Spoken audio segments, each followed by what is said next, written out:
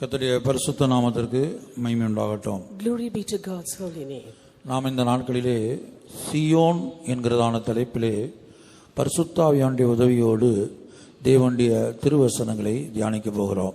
These days, with the help of the Holy Ghost, we are going to meditate the holy words of God under the title Zion.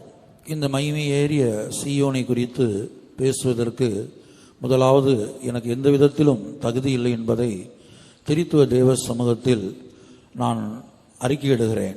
First of all, I confess before the triune God that I am the least worthy to speak about this glorious Zion. தகுதியில்லாத எவ்வளவேனும் தகுதியில்லாத என்னை கொண்டு பரிசுத்த ஆவியானவர் இந்த சியோனை குறித்து பேசும்படியாய் ஏவினபடினால் மாத்திரமே இதை நான் பேசுகிறேன். As the Holy Ghost had prompted me alone, I, the least of the worthiest, is speaking about the Zion. Zion என்று சொல்லும்போது வேதத்திலே சியோனை குறித்து பல்வேறு காரியங்களை நாம் பார்க்கலாம். We can see various things about Zion in the scripture.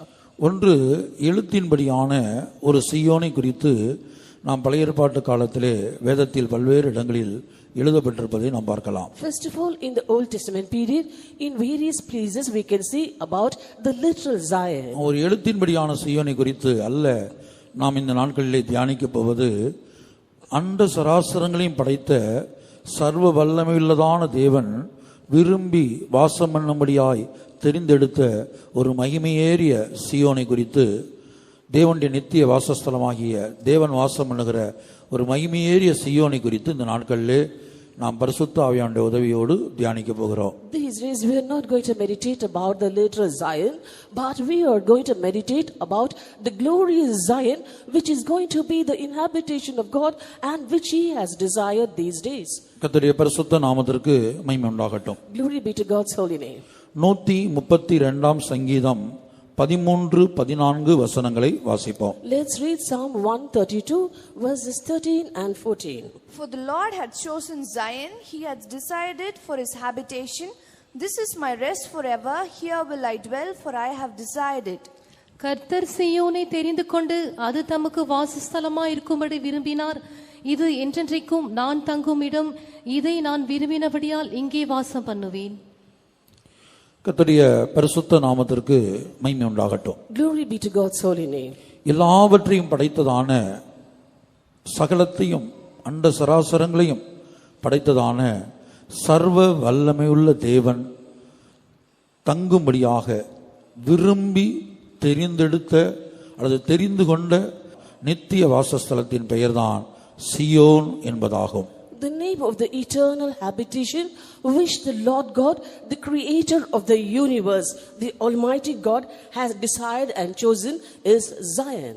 சியோனை குறித்து ஒவ்வொரு ஊழியர்களும் கற்றுக்கொள்வது மாத்திரமல்ல, Not only should every worker of God learn about Zion, ஒவ்வொரு அபிஷேகம் பண்ணப்பட்ட விசுவாசிகளுக்கும் இந்த சியோனை குறித்து தெரிந்திருக்க வேண்டும்.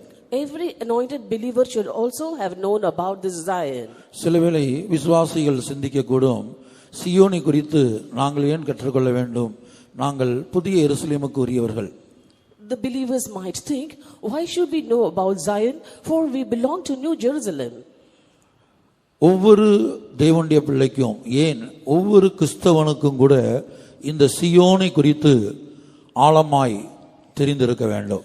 Every child of God, and in fact every Christian, should have had a deeper knowledge about this Zion. நாம் பழைய ஏற்பாட்டு காலத்திலே பார்க்கும்போது ஆபிரகாமுடைய ஜீவியத்திலே இந்த சியோனை குறித்து அவருக்கு ஒரு தரிசனம் இருந்ததாக நாம் பார்க்கலாம். In the Old Testament period, we can see that Abraham also had a revelation about this Zion when he lived.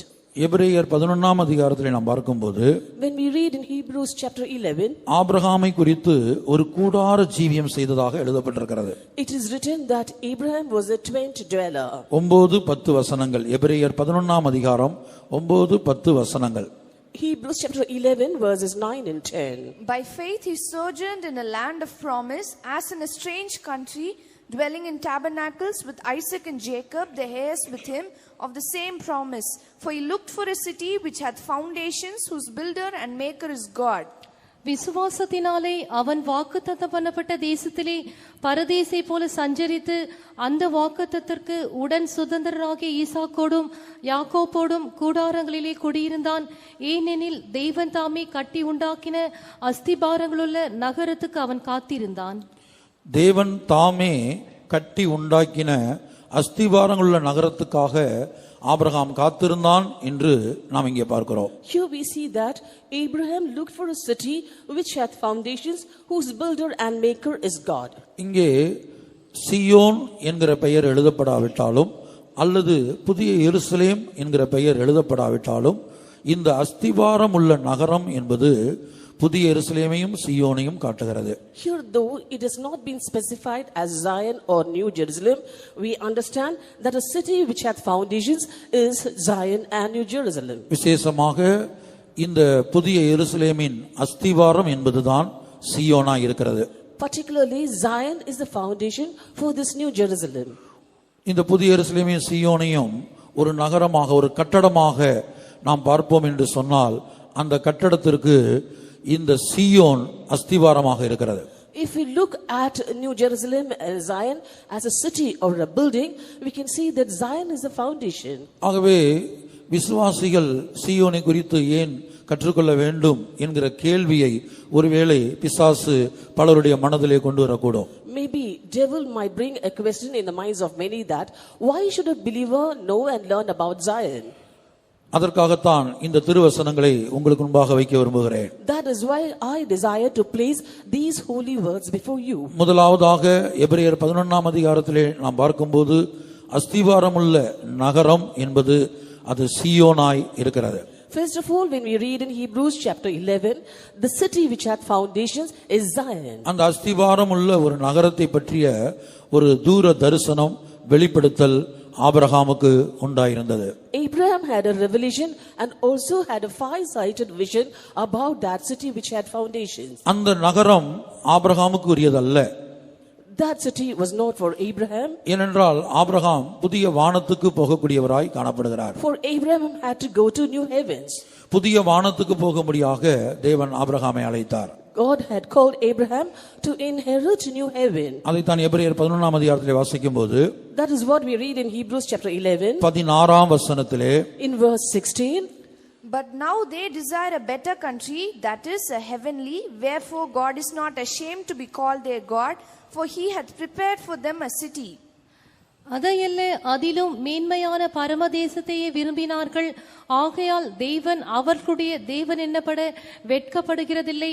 அவர்களுக்கு ஒரு நகரத்தை ஆயத்தம் பண்ணினாரே. அவர்களுக்கு ஒரு நகரத்தை ஆயத்தம் பண்ணினாரே. He hath prepared for them a city. அப்ப புதிய வானத்துக்கு போகக்கூடிய ஆபிரகாமுக்கு ஆண்டவர் சியோனை குறித்து அந்த அஸ்திவாரம் உள்ள நகரம், அந்த அஸ்திவாரம் என்பது சியோனையும் அந்த நகரம் புதிய எருசலேமையும் அது வெளிப்படுத்துகிறது. இந்த சியோனும் எருசலேமும் சேர்ந்து அந்த நகரத்தை தான் ஆபிரகாம் தூரத்திலே கண்டான். Abraham, who was going to inherit new heavens, had a far-sighted vision about that city Jerusalem, whose foundation is Zion. தூரத்திலே அந்த நகரத்தை கண்டது மாத்திரமல்ல, Not only did he see that city afar off, சியோனும் ஆபிரகாமுக்குரியதல்ல, Zion was not meant for Abraham, ஈசாக்குரியதல்ல, not for Isaac, யாக்கோபுக்குரியதல்ல, and also not for Jacob. எருசலேமும் ஆபிரகாமுக்கோ ஈசாக்குக்கோ யாக்கோபுக்கோ உரியத வாசஸ்தலம் அல்ல. And also Jerusalem is not a habitation for Abraham, Isaac and Jacob. ஆனால் தேவன் அவர்களுக்கு நித்தியத்திலே வேறொரு வாசஸ்தலத்தை, அது வேறொரு நகரத்தை ஆயத்தம் பண்ணினார் என்று நாம் வாசிக்க கேட்டோம். But now we heard that God is preparing a different habitation for them in eternity.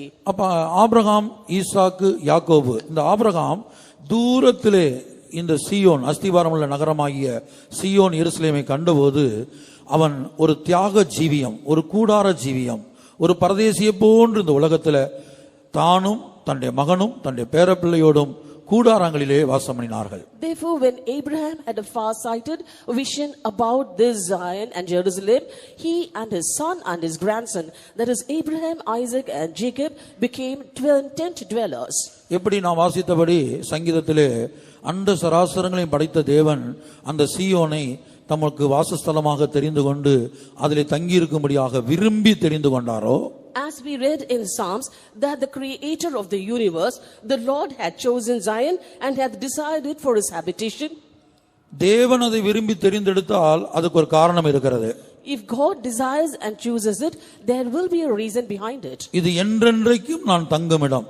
This is my rest forever. நான் இங்க தான் தங்க போறேன். I am going to stay here. என்றென்றைக்கு இங்க தான் இருக்க போறேன். Forever I am going to be here. இதை நான் விரும்பி தெரிந்து கொண்டேன். I have desired and chosen it. என்று தேவன் அப்படி சொல்வதிலே ஒரு அர்த்தம் இருக்கிறது. When God says so, there is meaning behind it. ஆனா ஆபிரகாம் அதை விரும்பினதில் ஒரு அர்த்தம் நம்ம எழுத்தின்படியாக பார்க்க போனா ஒரு பெரிய அர்த்தம் இல்லை. But literally when we see Abraham also desired it, there isn't any reason for it. எபிரேயர் 11ஆம் அதிகாரத்தை வாசிக்கும்போது When we read in Hebrews chapter 11, 15ஆம் வசனத்தில் இப்படி எழுதப்பட்டிருக்கிறது. it is written so in verse 15. And truly, if they had been mindful of that country from whence they came out, they might have had opportunity to have returned. தாங்கள் விட்டு வந்த தேசத்தை நினைத்தார்களானால் அதற்கு திரும்பி போவதற்கு அவர்களுக்கு சமயம் கிடைத்திருக்குமே. இப்போ இந்த உலக பிரகாரமாக காணப்படுகிற தேசம், தேசத்தின் உறவுகள், இதையெல்லாம் விட்டு அடுத்த வசனத்தில் நாம் படிக்கிறோம், அதை அல்ல இந்த உலகத்துள்ள எந்த காரியத்தையும் அல்ல. Therefore, in this world, they had a country and relationships, but they left off. In the next verse, it is written, not in that land that they had. 16ஆம் வசனம். Verse 16. But now they desire a better country, that is a heavenly, wherefore God is not ashamed to be called their God, for he hath prepared for them a city. அதையல்ல, அதிலும் மேன்மையான பரமதேசத்தையே விரும்பினார்கள். ஆகையால் தேவன் அவர்களுடைய தேவன் என்னப்பட வெட்கப்படுகிறதில்லை, அவர்களுக்கு ஒரு நகரத்தை ஆயத்தம் பண்ணினாரே. ஆபிரகாம் சீயோனுக்கோ எருசலேமுக்கோ பிரவேசிக்க முடியாது.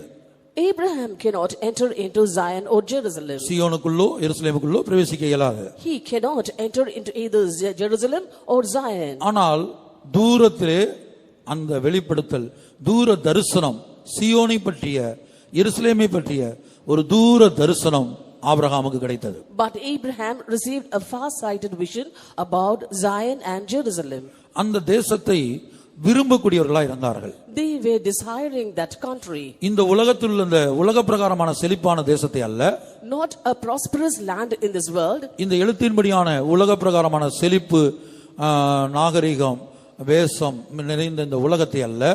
Not a literally prosperous or fashionable or highly civilized land in this world. அதை அல்ல என்று எழுதப்பட்டிருக்கிறது. It is written not like that. இந்த உலகத்திலே காணப்படுகிற தேசத்தை அல்ல. Not a country in this world. அதை அல்ல. Not that. அந்த வார்த்தையை நாம் கவனிக்க வேண்டும். அதை அல்ல. We have to look into that word, not that. பரம தேசத்தை விரும்பினார்கள். They decide the heavenly land. அந்த பரம தேசம் என்று இங்கே குறிப்பிடப்படுவது தேவன் கட்டின ஆபிரகாம் தரிசனத்தில் பார்த்த அந்த அஸ்திவாரமுள்ள நகரமாகிய சீயோன். And that heavenly country here is a city which had foundations which had been built by God. ஏனென்றால் இந்த அஸ்திவாரம், அந்த புதிய எருசலேமுடைய அஸ்திவாரம் என்பதே சீயோன் தான். For Zion is the foundation of New Jerusalem. சீயோனும் எருசலேமும் சேர்ந்துதான் அந்த நகரம். Both Zion and Jerusalem together is that city. Abraham தரிசனத்திலே கண்ட நகரம். The city that Abraham had seen in his vision. அந்த நகரம் அவருக்குரியதல்ல. That city was not meant for him. மகனாகிய ஈசாக்குரியதல்ல. No, also not for his son Isaac. பேரப்பிள்ளையாகிய யாக்கோபுக்குரியதல்ல. And also not for his grandson Jacob. ஆனாலும் ஆபிரகாமுக்கு தூர தரிசனத்தில் இது காண்பிக்கப்பட்டது. Yet it was shown unto Abraham as a far-sighted vision. அப்படியானால் புதிய எருசலேமுக்குள்ள பிரவேசிக்க வேண்டிய நாம், அது நீங்கள் விசுவாசிகள், புதிய எருசலேமுக்குள்ள பிரவேசிக்க வேண்டிய விசுவாசிகள் சீயோனை குறித்து, புதிய எருசலேமுக்கு அஸ்திவாரமே சீயோன் தான். அப்ப சீயோனை குறித்து எவ்வளவு ஆழமாக அறிந்திருக்க வேண்டும். Then you as believers who are going to enter into New Jerusalem, whose foundation is Zion, must have known Zion better. நான் இவ்வளவு சத்தியங்களை பேச காரணம் என்னவென்று சொன்னால், அநேகர் எண்ணுவது போல சீயோன் என்பது அது ஊழியர்களுக்குரியது, ஊழியர்கள் மாத்திரம் அதை கற்றுக்கொண்டால் போதும், அறிந்தால் போதும், விசுவாசிகளுக்கு அது தேவையில்லை என்கிற எண்ணம் பிசாசினால் யாருடைய இருதயத்திலும், இந்த வார்த்தைகளை கேட்கிற யாருடைய இருதயத்திலும் விதைக்கப்படக்கூடாது என்பதற்காக இந்த கூட்டத்தின் துவக்கத்திலேயே, முதல் கூட்டத்திலேயே இதை நான் உயர்த்தி காண்பிக்க விரும்புகிறேன். In the very first meeting itself, I am stressing this point and revealing it to you so that no believer must be under the impression that Zion is not meant for us and we need not learn or know about Zion, for devil would have put in the hearts of many in this way. ஒரு குறிக்கப்பட்ட இடத்திலே ஒரு சீயோனை குறித்து ஒரு பரிசுத்தவான் ஒரு கூட்டத்தில் பேசினபோது, in a particular place when a saint was speaking about Zion, ஒரு கன்வென்ஷன் கூட்டத்திலே கடைசி நாளிலே ஒரு பெரிய பரிசுத்தவான் சீயோனை குறித்து பேசினார். a great saint on the last day of convention spoke about Zion. அப்போது ஒரு பழைய விசுவாசி சொன்ன காரியம் என்னவென்றால், the matter told by one of the senior believers was, ஊழியக்காரர்களுள்ள காரியத்தை ஊழியர்கள் கூட்டத்தில் பேச வேண்டும். you have to speak things concerning the ministers of God in the workers meeting. அதாவது சீயோனை குறித்து ஊழியர்கள் கூட்டத்தில் பேச வேண்டுமா? that is, you have to speak about Zion in the workers meeting. விசுவாசிகளாகிய எங்களுக்கு எங்களை குறித்து பேச வேண்டும். and for us believers, you must speak something about us என்று மற்றொரு விசுவாசியிடத்திலே அவர் பகிர்ந்து கொண்டார். he was sharing so with another believer. அது போன்ற எண்ணம் ஒருவேளை பிசாசினால் நம்மில் பலருக்குள்ள விதைக்கப்படக்கூடும். and similar thoughts could have been sown by the devil in us. ஆகவே தான் சீயோனின் மகிமையை குறித்து நாம் தியானிப்பதற்கு முன்பாக சீயோனை குறித்து ஒவ்வொருவரும் அறிந்திருக்க வேண்டும் என்பதை வசன வாயிலாக நான் உங்களுக்கு முன்பாக வைக்க விரும்புகிறேன். and that is why before meditating about the glory of Zion, I want to place certain verses before you that we have to know about Zion. அப்ப புதிய வானத்துக்கு போகக்கூடிய ஆபிரகாமுக்கு ஆண்டவர் தூரத்திலே அந்த அஸ்திவாரம் உள்ள நகரத்தை காண்பித்து கொடுத்தார். Therefore Abraham is to inherit new heavens, but God in a far-sighted vision showed that city which had foundations prepared by God. இந்த அஸ்திவாரம் உள்ள நகரம் என்பது புதிய எருசலேமை காட்டுகிறது. This city with foundations show New Jerusalem. அந்த புதிய எருசலேமின் அஸ்திவாரம் என்பது சீயோனை காண்பிக்கிறது. and that foundation of that New Jerusalem is Zion. கர்த்தருடைய பரிசுத்த நாமத்திற்கு மகிமை உண்டாகட்டும். Glory be to God's holy name. அப்ப அதையல்ல, அதிலும் பரம தேசத்தை விரும்பினார்கள். not that they desired a better country which is heavenly. அப்ப இந்த உலக பிரகாரமாக அவங்க இருந்த அந்த சொந்த தேசம், சொந்த நாடு, சொந்த ஊரு, சொந்த வீடு, இதை அல்ல. Therefore not their own land, their own country, their own family in this world. பரம தேசத்தை விரும்பினார்கள். They desired a heavenly country. அந்த பரம தேசம் தான் சீயோன் எருசலேமா இருக்கிறது. That heavenly country is Zion and Jerusalem. ஆனா தேவன் என்ன செய்தார்? But what did God do? அவங்க விரும்பின அந்த பரம தேசத்தை அவங்களுக்கு கொடுக்கல, அவர்களுக்கு ஒரு நகரத்தை ஆயத்தம் பண்ணினாரே என்று எழுதப்பட்டிருக்கிறது. God did not give them that heavenly country which they desired, but it is written that God had prepared a city for them. மாத்திரமல்ல, அவங்க அந்த பரம தேசத்தை விரும்பினபடியினால், not only that, as they desired that heavenly country, அவர்களுடைய தேவன் எண்ணப்பட தேவன் வெட்கப்படவில்லையாம். God was not ashamed to be called their God. ஆபிரகாமின் தேவன் என்று சொல்ல ஆண்டவர் வெட்கப்படல.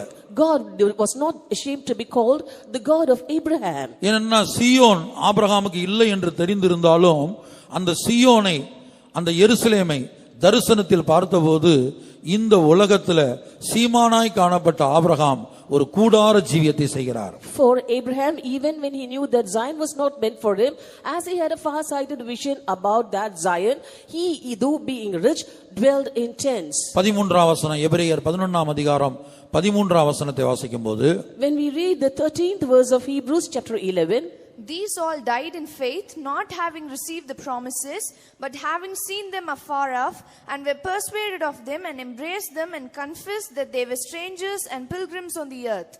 இவர்கள் எல்லாரும் வாக்குத்தத்தம் பண்ணப்பட்டவைகளை அடையாமல் தூரத்திலே அவைகளை கண்டு நம்பி அணைத்துக் கொண்டு பூமியின் மேல் தங்களை அந்நியரும் பரதேசிகளும் என்று அறிக்கையிட்டு விசுவாசத்தோடு மரித்தார்கள்.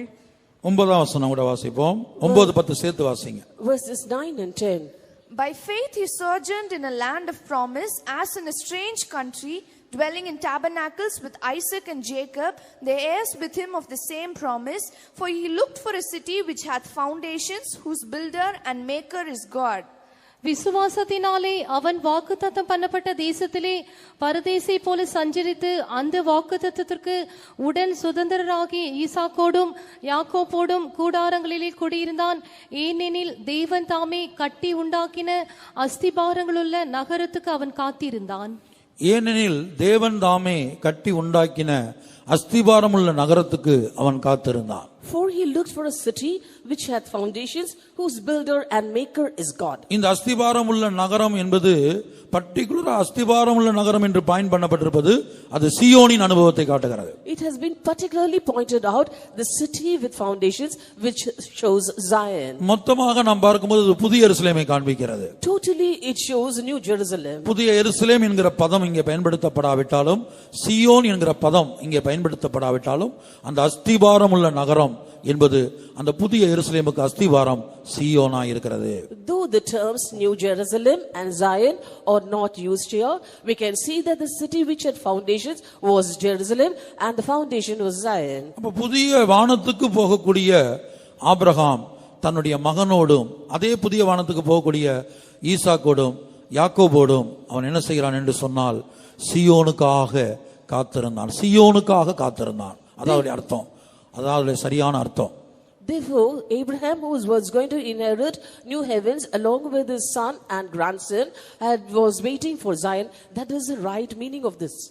அருமையான கர்த்தருடைய பிள்ளையே, புதிய வானத்துக்கு போகக்கூடிய ஆபிரகாமே சீயோனுக்காக காத்திருந்து அதை தூரத்திலே கண்டு இந்த உலகத்தில் ஒரு கூடார ஜீவியம் செய்திருக்க கூடுமானால், Dearly beloved, if Abraham, who is to inherit new heavens, had a far-sighted vision about Zion and for that cause was dwelling in tabernacles, இன்னொரு விதத்தில் நாம் சொல்லக்கூடுமானால், if we want to say it in another way, எல்லாம் பொன்னு வெள்ளி, வேலைக்காரர் வேலைக்காரிகள், ஆடுகள் ஒட்டகங்கள் சகலமும் உடைய சீமானாய் காணப்பட்ட எல்லா வசதிகளும் உடைய ஆபிரகாம் இந்த உலகத்துல ஒரு தரித்திரமான பரதேசியை போல ஜீவிக்க காரணம் என்ன, கூடார ஜீவியம் செய்ய காரணம் என்ன என்று நாம் ஆராய்ந்து பார்க்க போனால் அதற்கு காரணம் சீயோனை பற்றிய வெளிப்படுத்தல். Abraham, who was a rich man, who had abundance of gold and silver, manservants and maidservants, asses and camels, he had everything. He was rich, and yet he lived as a poor person in a tent.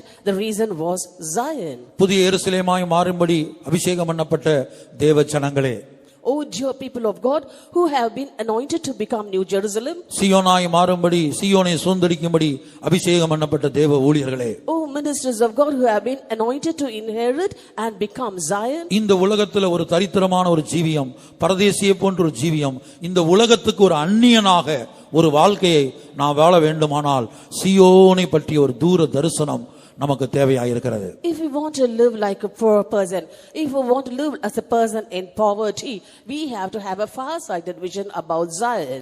எந்த அளவுக்கு சீயோனை பற்றிய ஒரு தூர தரிசனம், அதனுடைய மகிமையை பற்றிய, அது தேவன் விரும்பி வாசம் பண்ணும்படியாய் தெரிந்தெடுத்த அந்த சீயோனை பற்றிய வெளிப்படுத்தல், அந்த தூர பார்வை எந்த அளவுக்கு நமக்கு உண்டாகிறதோ அந்த அளவுக்கு இந்த தேசத்தை, இந்த உலகத்தை, இந்த உலகத்தின் நாகரிகம், இந்த உலகத்தின் வேஷம், இந்த உலகத்தின் சிற்றின்பம், இவைகளெல்லாம் நாம் வெறுக்கக்கூடியவர்களாய் மாறுவோம். To the extent we have a knowledge about Zion, about the glory of Zion, about Zion, the habitation of God, and the place which God had decided to dwell, to that extent we will keep away from this world, from the fashions of this world, and the pleasures of this world. இந்த உலகத்தில் ஆண்டவர் எவ்வளவு ஐஸ்வரியத்தை கொடுத்தாலும், எவ்வளவு பட்டம் பதவிகளை கொடுத்தாலும், எவ்வளவு கோடீஸ்வரனாய் மாற்றினாலும், எல்லாம் இருந்தும் ஒன்றுமில்லாத பரதேசிகளைப் போல, நான் இந்த உலகத்தில் ஒரு பரதேசி, இந்த உலகத்துக்கு நான் அந்நியன், நான் இந்த உலகத்துக்குரியவன் அல்ல என்று நாம் அறிக்கையிட்டு ஜீவிக்கக்கூடியவர்களாய் மாறுவோம். Even though the Lord has given us abundance of riches, we are highly qualified and we have a good post, yet we will renounce everything and we will keep on confessing that I am a poor person, a stranger and a pilgrim in this world. ஆகவே சீயோனை பற்றிய சத்தியத்தை ஒரு விசுவாசி அல்லது ஒரு கிறிஸ்தவன் ஏன் அறிந்து கொள்ள வேண்டும் என்பதற்காகத்தான் இந்த சத்தியங்களை உங்களுக்கு முன்பாக வைக்கிறேன். I am placing all these truths before you so that every believer and every Christian in particular must know about Zion.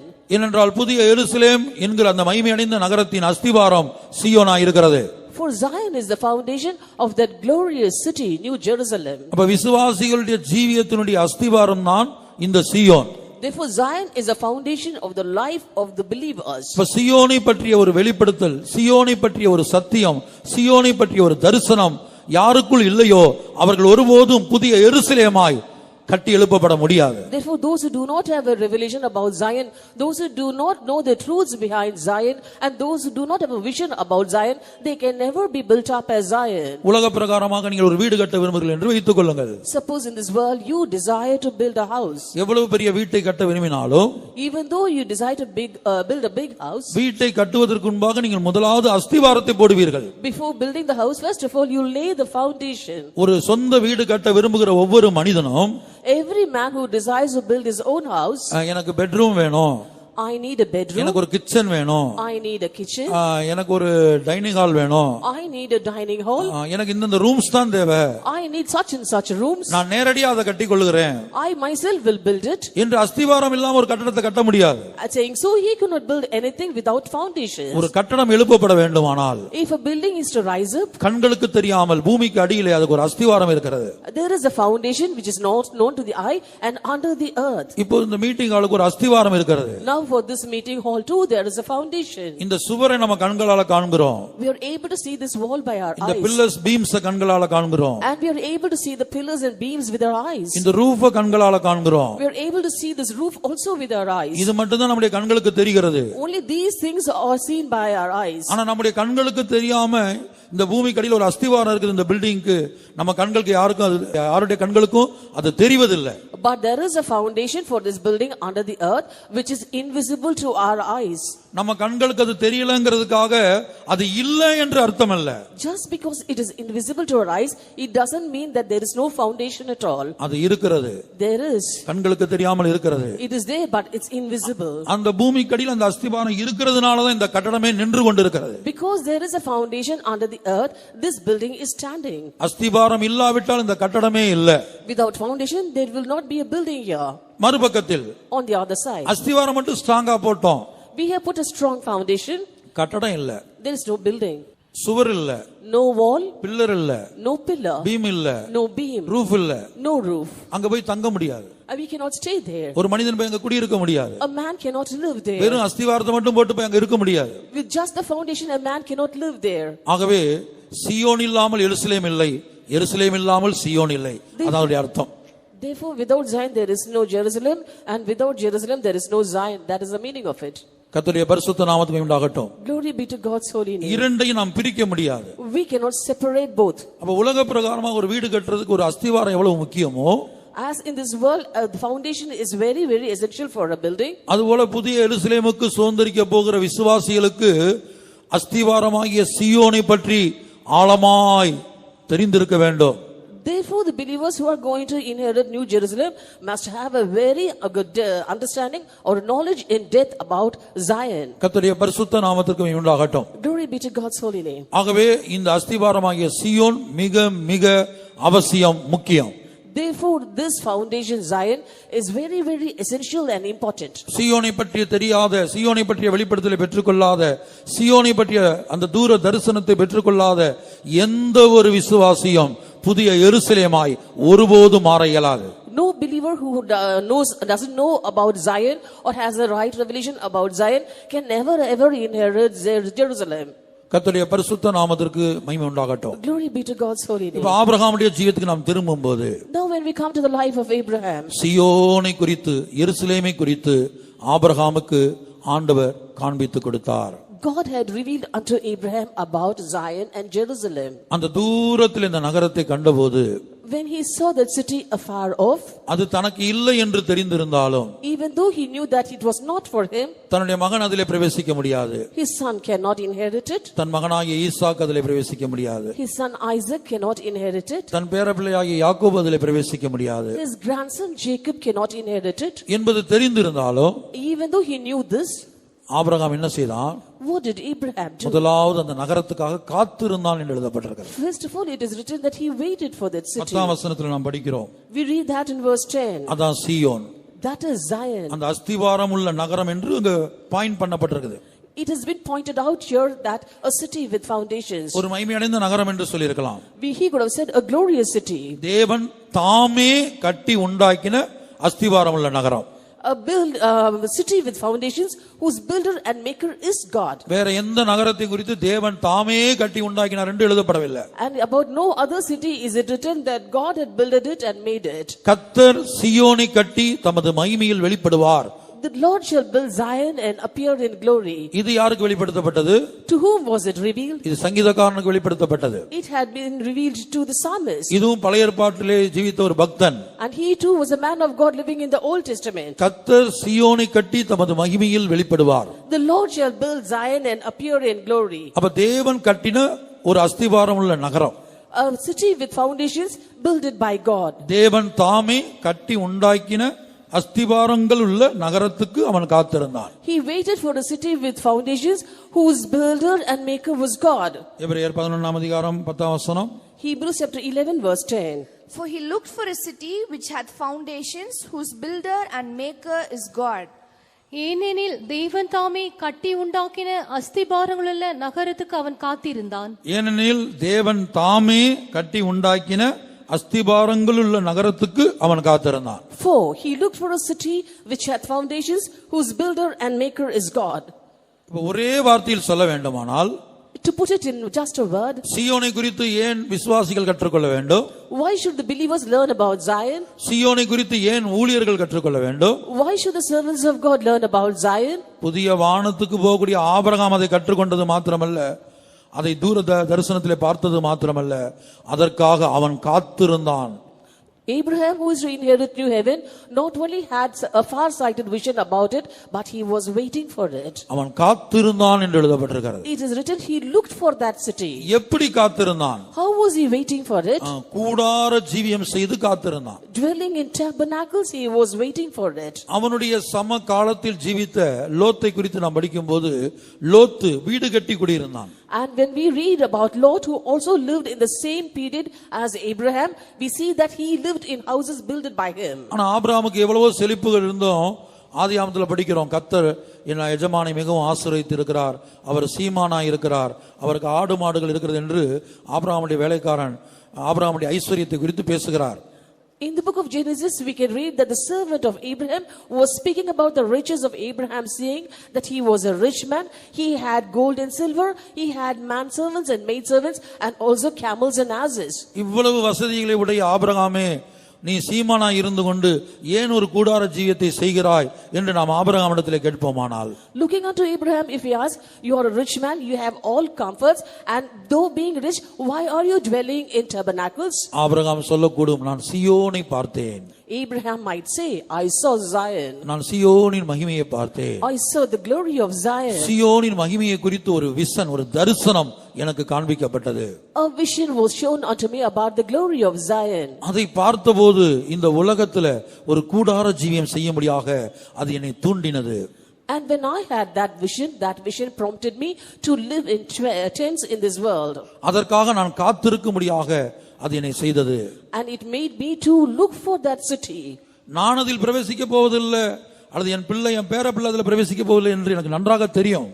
I am not going to inherit it, and also I very well know that my son and my grandson too are not going to inherit it. எபிரேயர் 11:16 வாசிக்கிறபடி தேவன் எங்களுக்கு வேறொரு நகரத்தை ஆயத்தம் பண்ணி இருக்கிறார். As we read in Hebrews chapter 11 verse 16, it is written, God has prepared another city for us. ஆனாலும் நான் என்ன செய்கிறேன், அதனுடைய மகிமையை பார்த்தபோது அதற்காக காத்திருக்கும்படியாக அது என்னை அந்த காத்திருக்க வைத்தது.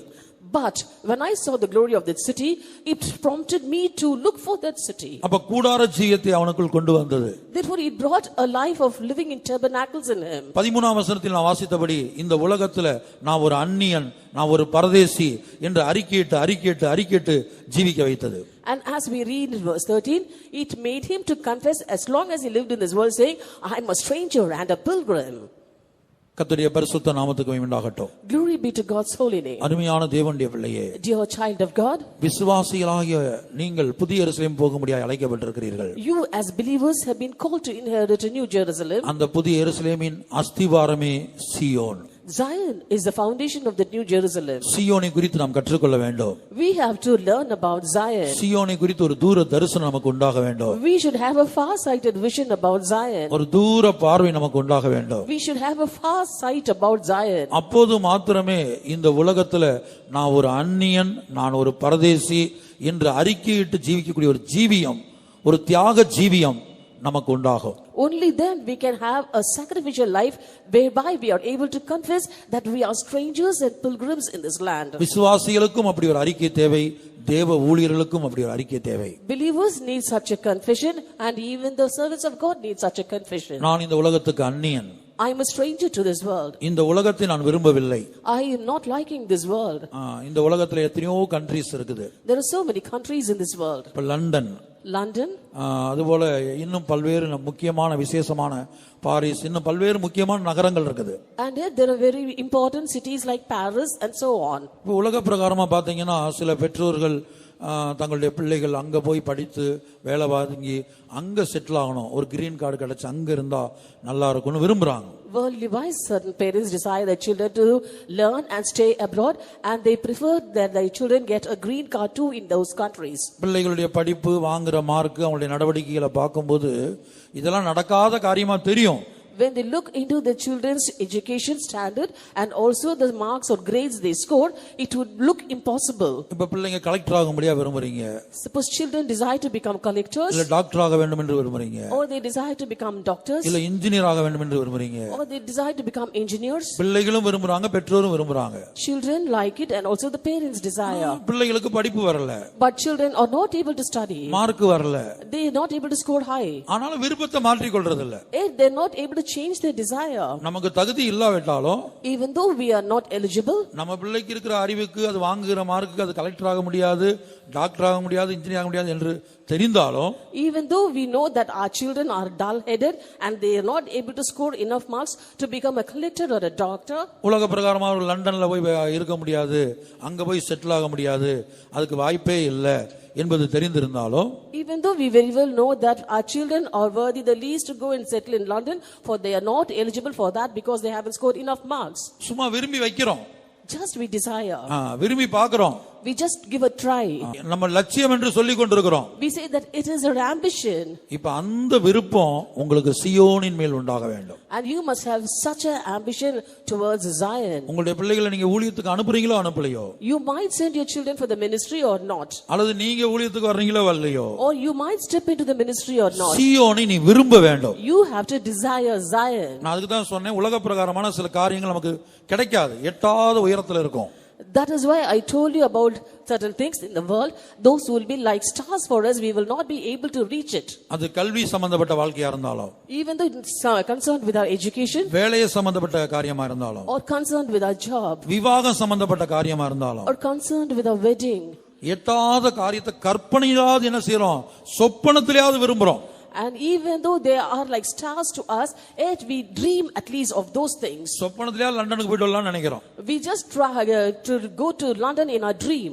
சொப்பனத்திலேயாவது ஒரு இன்ஜினியரா, கலெக்டரா, ஒரு தேசத்துக்கு கலெக்டரா மாறிடணும். And in a dream we say that I had become the collector of that land. இப்படி எத்தனையோ விருப்பங்கள் உண்டாகிறது. In this way we've got different types of desires. அதுபோல சீயோனை விரும்ப வேண்டும். Similarly, we have to desire Zion. சீயோனை நீ முதலாவது விரும்ப வேண்டும். First of all, you have to desire Zion. பிள்ளைங்களை ஊழியத்துக்கு அனுப்புறீங்களோ அனுப்புறீங்க, அது ரெண்டாவது விஷயம். You are sending the children to the ministry or not, that's a second matter. சீயோனை விரும்ப வேண்டும். You have to desire Zion.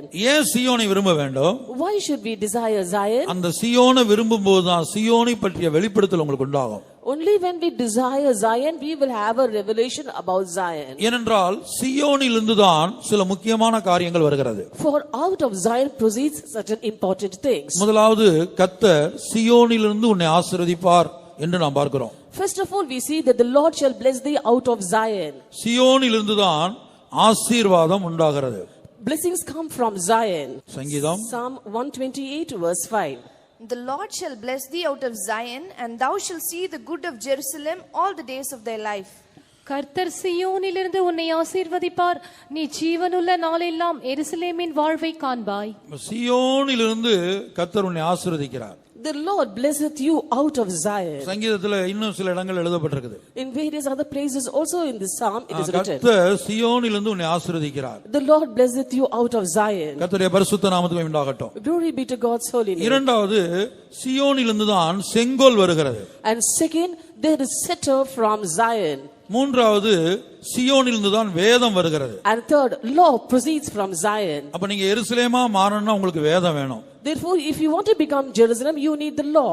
நீங்க எருசலேமா மாறணும்னா உங்களுக்கு ஒரு ஆளுகை செய்யக்கூடியவர்களாய், ஜெயாளிகளாய், அல்லது ஒரு செங்கோலின் அனுபவம் வேணும். If you want to become Jerusalem, you should have dominion or you must be victorious.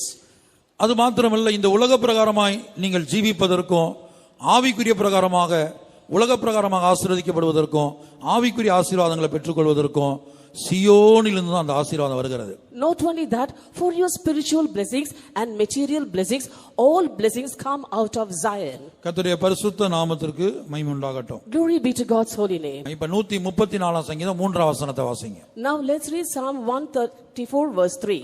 The Lord that made heaven and earth bless thee out of Zion. வானத்தையும் பூமியும் உண்டாக்கின கர்த்தர் சீயோனிலிருந்து உன்னை ஆசீர்வதிப்பாராக. வானத்தையும் பூமியையும் உண்டாக்கின கர்த்தர் சியோனிலிருந்து உன்னை ஆசீர்வதிப்பாராக. The Lord that made heaven and earth bless thee out of Zion. நீங்களும் உங்களுடைய பிள்ளைகளும் உலக பிரகாரமாக ஆசீர்வதிக்கப்படுவதாக இருந்தாலும், Even if you and your children are to be blessed worldly, ஆவிக்குரிய பிரகாரமாக ஆசீர்வதிக்கப்படுவதாக இருந்தாலும், or if you are to be blessed in the spiritual realm, அந்த ஆசீர்வாதம் எங்க இருந்து வருகிறது? from where does that blessing come? சியோனிலிருந்து தான் வருகிறது. It comes from Zion. அடுத்து சியோனிலிருந்து செங்கோல் வருகிறது என்று நாம் பார்க்கிறோம். Next, there is dominion from Zion. எத்தனாம் சங்கீதம்? 110:2. Psalm 110 verse 2. கர்த்தர் சீயோனிலிருந்து உமது வல்லமையின் செங்கோலை அனுப்புவார், நீர் உம்முடைய சத்துருக்களின் நடுவே ஆளுகை செய்யும். The Lord shall send the rod of thy strength out of Zion, rule thou in the midst of thine enemies. கர்த்தருடைய பரிசுத்த நாமத்திற்கு மகிமை உண்டாகட்டும். Glory be to God's holy name. அப்ப சியோனிலிருந்து ஆசீர்வாதம் வருவது மாத்திரமல்ல, Not only doth blessings come from Zion, செங்கோல் சியோனிலிருந்து தான் வருகிறது. the rod also comes from Zion. நீங்க புதிய எருசலேமுக்கு போக, விசுவாசிகள் புதிய எருசலேமை சுதந்தரிக்க வேண்டுமானால், If the believers are to inherit New Jerusalem, சத்துருக்கள் மேல் ஒரு ஆளுகை உண்டாக வேண்டும். you have to have a rule over your enemies. ஒரு ஜெயஜீவியம் செய்ய வேண்டும். You have to lead a victorious life. அந்த ஜெயஜீவியத்துக்கான அந்த செங்கோல் சியோனிலிருந்து தான் வருகிறது. The rod for that victorious life cometh from Zion. அதுபோலதான் ஊழியர்களுக்கும் Similarly for the servants of God, சியோனை குறித்து ஒரு வெளிப்படுத்தல் தேவையாயிருக்கிறது. they need a revelation about Zion. அந்த செங்கோல் சியோனிலிருந்து வருகிறது. Scepter comes from Zion. கர்த்தருடைய பரிசுத்த நாமத்திற்கு மகிமை உண்டாகட்டும். Glory be to God's holy name. வாசிங்க ஒரு முறை கூட தமிழ்ல. Once more in Tamil. கர்த்தர் சீயோனிலிருந்து உமது வல்லமையின் செங்கோலை அனுப்புவார், நீர் உம்முடைய சத்துருக்களின் நடுவே ஆளுகை செய்யும்.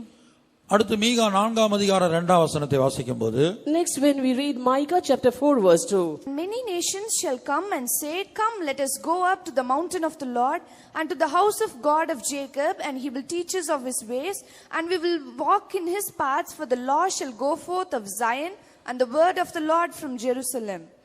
திரளான ஜாதிகள் புறப்பட்டு வந்து, நாம் கர்த்தரின் பர்வதத்துக்கும் யாக்கோபின் தேவனுடைய ஆலயத்துக்கும் போவோம் வாருங்கள், அவர் தமது வழிகளை நமக்கு போதிப்பார், நாம் அவர் பாதைகளில் நடப்போம் என்பார்கள். ஏனெனில் சீயோனிலிருந்து வேதமும் எருசலேமிலிருந்து கர்த்தரின் வசனமும் வெளிப்படும். சியோனிலிருந்து தான் வேதம் புறப்பட்டு வருகிறது. Law comes from Zion. Zion இல்லைன்னா அங்க வேதம் இல்ல. Without Zion there is no law. வேதம் இல்லைன்னா எருசலேமா மாற முடியாது. And if there is no law, we cannot become Jerusalem. Zion இல்லைன்னா செங்கோல் இல்ல. And without Zion there is no scepter. செங்கோல் இல்லைன்னா எருசலேமா நீங்க மாற முடியாது. And without scepter you cannot become Jerusalem. Zion இல்லைன்னா ஆசீர்வாதம் இல்ல. Without Zion there is no blessing. ஆசீர்வாதம் இல்லாவிட்டால் நீங்க எருசலேமா மாற முடியாது. And without blessing you cannot become Jerusalem. அப்ப ஆவிக்குரிய ஆசீர்வாதங்கள் நமக்கு வேண்டும். So we need spiritual blessings. கர்த்தருடைய பரிசுத்த நாமத்திற்கு மகிமை உண்டாகட்டும். Glory be to God's holy name. இனி மற்றொரு கோணத்தில் நாம் சிந்திக்க போனால், Now when we start to meditate in a different angle, இப்ப சியோனை நம்ம விரும்பல. now we are not desiring Zion. அதுக்கு ஆப்போசிட் என்ன? What's the opposite of it? ஒன்னு விரும்பலங்கிறதுக்கு opposite வெறுக்கிறோம். Well, first, when we don't desire it, we hate it. அல்லது விரும்பாம இருக்கிறோம். Or we do not have a desire towards it. அதுக்கு பல அர்த்தங்கள் இருக்குது. There are many meanings for it. இப்ப விரும்புறோம் அப்படின்னு சொன்னா, விரும்புறதுக்கு ஆப்போசிட் என்னன்னா விரும்பல அல்லது நான் வெறுக்கிறேன்.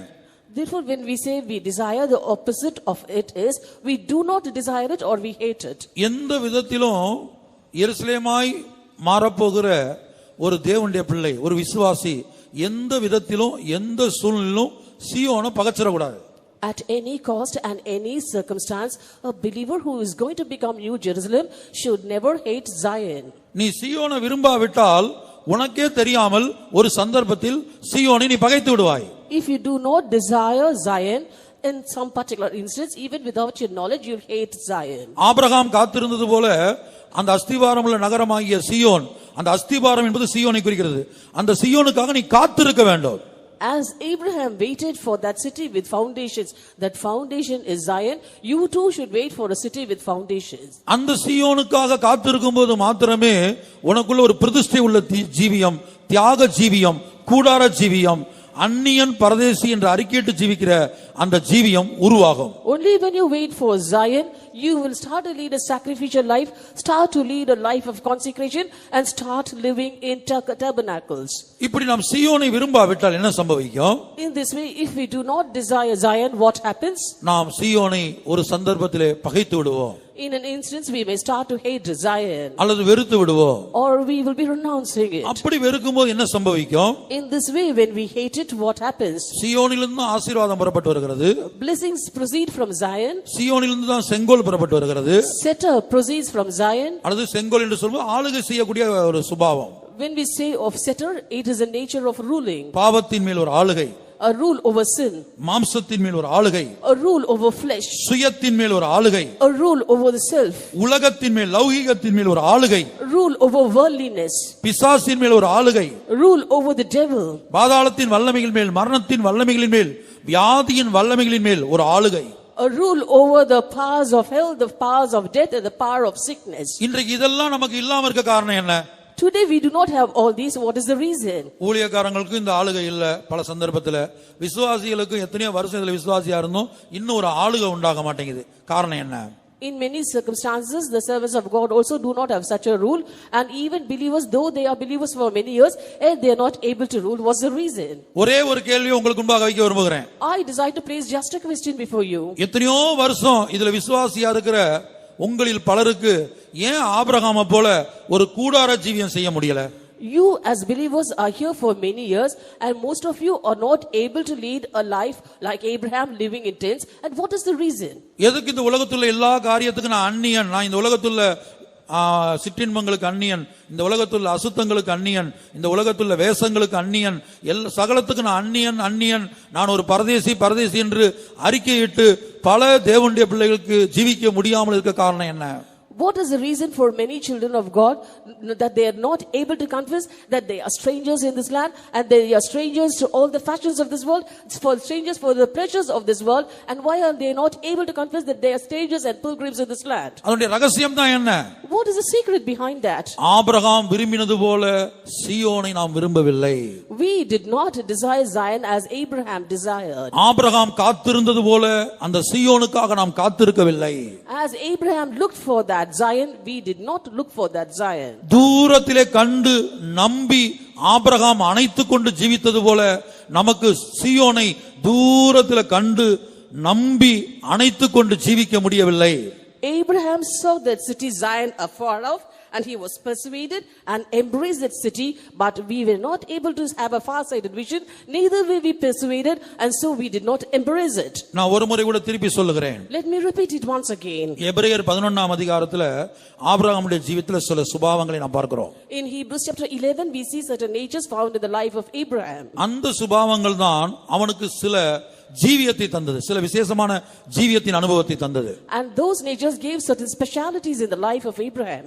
முதலாவதாக எபிரேயர் 11:10 வாசிக்கும் போது அந்த அஸ்திபாரம் உள்ள நகரமாகிய சீயோனுக்காக அவன் காத்திருந்தான்.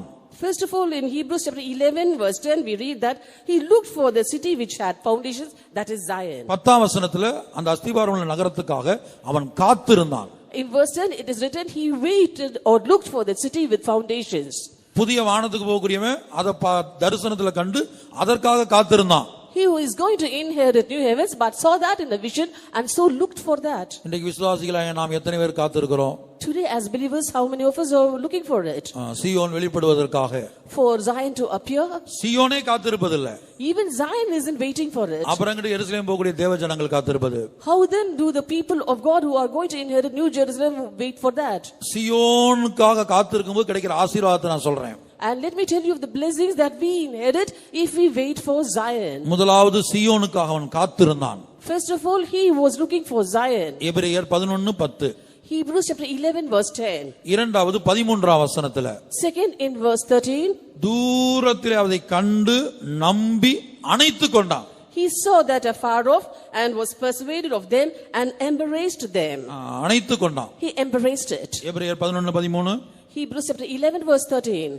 These all died in faith, not having received the promises, but having seen them afar off, and were persuaded of them, and embraced them, and confessed that they were strangers and pilgrims on the earth.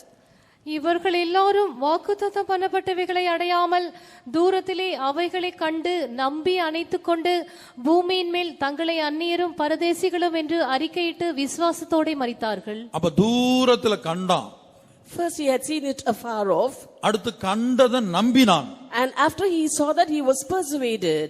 நம்பினதை அணைத்துக் கொண்டான். And after he was persuaded, he embraced it. இப்ப 4 காரியங்கள் சொல்லி இருக்கிறேன். Therefore I have told you 4 things. முதலாவது சீயோனுக்காக காத்திருந்தான்.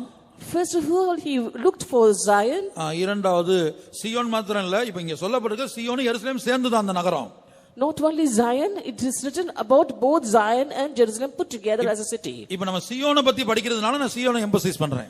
Now as we are studying about Zion, I am emphasizing the term Zion. ஏன்னா அஸ்திவாரம் பாயிண்ட் பண்ணப்பட்டிருக்கு, குறிக்கப்பட்டிருப்பது சீயோனை குறித்து தான். For that it has been pointed out about the foundation, which is Zion. அந்த நகரம் புதிய எருசலேம். That city is New Jerusalem. நான் ஆரம்பத்தில் சொன்னது போல புதிய எருசலேமையும் சீயோனையும் தனித்தனியா பிரிக்க முடியாது. As I told you in the beginning, we cannot separate New Jerusalem and Zion. ஒரு எழுத்தின்படியான கட்டடத்துல அஸ்திவாரத்தையும் மேலுள்ள சுவரையும் கட்டடத்தையும் தனியா பிரிக்க முடியாது போல. As a literal building, we cannot separate the foundation and the building which stands upon it. அஸ்திவாரமும் கட்டடம் சேர்ந்துதான் அது ஒரு கட்டடமாக, அஸ்திவாரம் சுவர் எல்லாம் சேர்ந்துதான் ஒரு கட்டடமாக காணப்படுகிறது. Our foundation and the walls and the building together is counted as a building. இப்ப சீயோனை குறித்து நான் படிக்கிறதுனால நான் சீயோனை மாத்திரம் குறிப்பிட்டு சொல்லுகிறேன், எருசலேமை இப்ப குறிப்பிடவில்லை. Now as we are studying about Zion, I am particularly specifying about Zion and not including Jerusalem here. ஆகவே முதலாவது அவன் சீயோனுக்காக காத்திருந்தான். Therefore first of all he looked for Zion. எபிரேயர் 11:10. Hebrews chapter 11 verse 10. For he looked for a city which hath foundations, whose builder and maker is God. ஏனெனில் தேவன் தாமே கட்டி உண்டாக்கின அஸ்திபாரங்களுள்ள நகரத்துக்கு அவன் காத்திருந்தான். முதலாவது அவன் காத்திருந்தான் அஸ்திபாரம், தேவன் தாமே கட்டி உண்டாக்கின அஸ்திபாரம் உள்ள நகரத்துக்கு. For he looked for a city which hath foundations, whose builder and maker is God. காத்திருந்தான். He looked for. அதாவது சீயோனுக்கு அவன் காத்திருந்தான். That is, he was looking for Zion. 13ஆம் வசனத்துல In verse 13, தூரத்துல அதை கண்டான். he saw that afar off. அது இரண்டாவது காரியம். That's the second point. மூன்றாவது நம்பினான். And third point, he was persuaded. நாலாவது அதை அணைத்துக் கொண்டான். Fourth, he embraced it. ஐந்தாவது Fifth, அதை விரும்பினான். he desired. அதை விரும்பினான். He desired. எபிரேயர் 11ஆம் அதிகாரம் 16ஆம் வசனம். Hebrews chapter 11 verse 16. But now they desire a better country, that is a heavenly. Wherefore God is not ashamed to be called their God, for he hath prepared for them a city. அதையல்ல, அதிலும் மேன்மையான பரமதேசத்தை விரும்பினார்கள். ஆகையால் தேவன் அவர்களுடைய தேவன் எனப்பட வெட்கப்படுகிறதில்லை, அவர்களுக்கு ஒரு நகரத்தை ஆயத்தம் பண்ணினாரே. அப்ப பரமதேசத்தை விரும்பினார்கள் என்று சொன்னா இங்க புதிய வானத்தை விரும்பினான் அர்த்தம் இல்ல. It is written he had desired a heavenly country. That doesn't mean that he desired new heavens. ஏனென்றால் ஆபிரகாமுக்கு தரிசனத்துல காண்பித்து கொடுத்தது புதிய வானம் அல்ல. For it was not shown unto Abraham about new heavens in his vision. அவன் தரிசனத்துல பார்த்தது சீயோன் எருசலேமை. He saw Zion and Jerusalem in his vision. அதுக்காக அவன் காத்திருந்தான். He was looking for that. அதைத்தான் தூரத்தில் அவன் கண்டான். And he saw that afar off. அதைத்தான் அவன் நம்பினான். He was persuaded of that alone. அதைத்தான் அவன் அணைத்துக் கொண்டான். He embraced that. ஐந்தாவது காரியம். Fifth point. இந்த உலகத்துள்ள தேசத்தை பார்க்கலாம், இந்த உலகத்துல அவனுடைய சொந்த தேசத்தை பார்க்கலாம், சொந்த நாட்டை பார்க்கலாம், சொந்த ஊரை பார்க்கலாம், சொந்த உறவுகளை பார்க்கலாம், அதை அல்ல சகலத்தையும் பார்க்கலாம். அதை அல்ல என்ற வார்த்தைக்கு அதான் அர்த்தம். மற்ற உலகத்துள்ள எந்த காரியத்தையும் அல்ல, அவன் சீயோனை விரும்பினான். And not for his country or his land or his city or his relatives and relations in this world. Nothing in this world, but he desired Zion. இந்த 5 அனுபவங்கள் அவனுக்குள்ள ஒரு மேன்மையான ஒரு ஜீவியத்தை கொண்டு வந்தது. These 5 experiences brought a life in him which was something special. அந்த ஜீவியம் என்ன? What is that life? 9ஆம் வசனத்திலே படிக்கும்போது, When we read in verse 9, தான் மாத்திரமல்ல, not only himself, தன் மகனாகிய ஈசாக்கோடும் with his son Isaac பேரப்பிள்ளையாகிய யாக்கோபோடும் and grandson Jacob, எல்லா வசதிகளும் இருந்திருந்தோம். even though he had all comforts, ஒரு வீடு கட்டுவதற்கு எல்லா வசதியும் இருக்குது. he had everything to build a house. இன்றைக்கு நமக்கு வசதி இல்லாவிட்டாலும் கடை வாங்கி லோன் போட்டு கட்டுறோம். Today, even though we do not have all the benefits to build a house, we build a house on loan. வசதி வீடு கட்டுறதுக்கு வசதி இல்லாவிட்டாலும் கடனை வாங்கி வட்டிக்கு வாங்கி லோனை போட்டு எப்படியாவது வீட்டை கட்டுறோம். Even though we do not have any facility to build a house, we borrow money, we apply for loan and build a house at any cost. ஆனா அவன்கிட்ட எல்லாம் இருந்தது. But he had everything. அந்த ஒரு வசனத்தை கூட வாசித்துருவோம். Let's read that verse too. ஆதியாகமத்துல வாசிக்கும்போது, When we read in Genesis, என் எஜமான் மிகவும் கர்த்தர் ஆசீர்வதித்திருக்கிறார். the Lord had blessed my master greatly. அவர் சீமானாய் இருக்கிறார். He is become great. ஆதியாகமம் Genesis chapter 24 verse 35.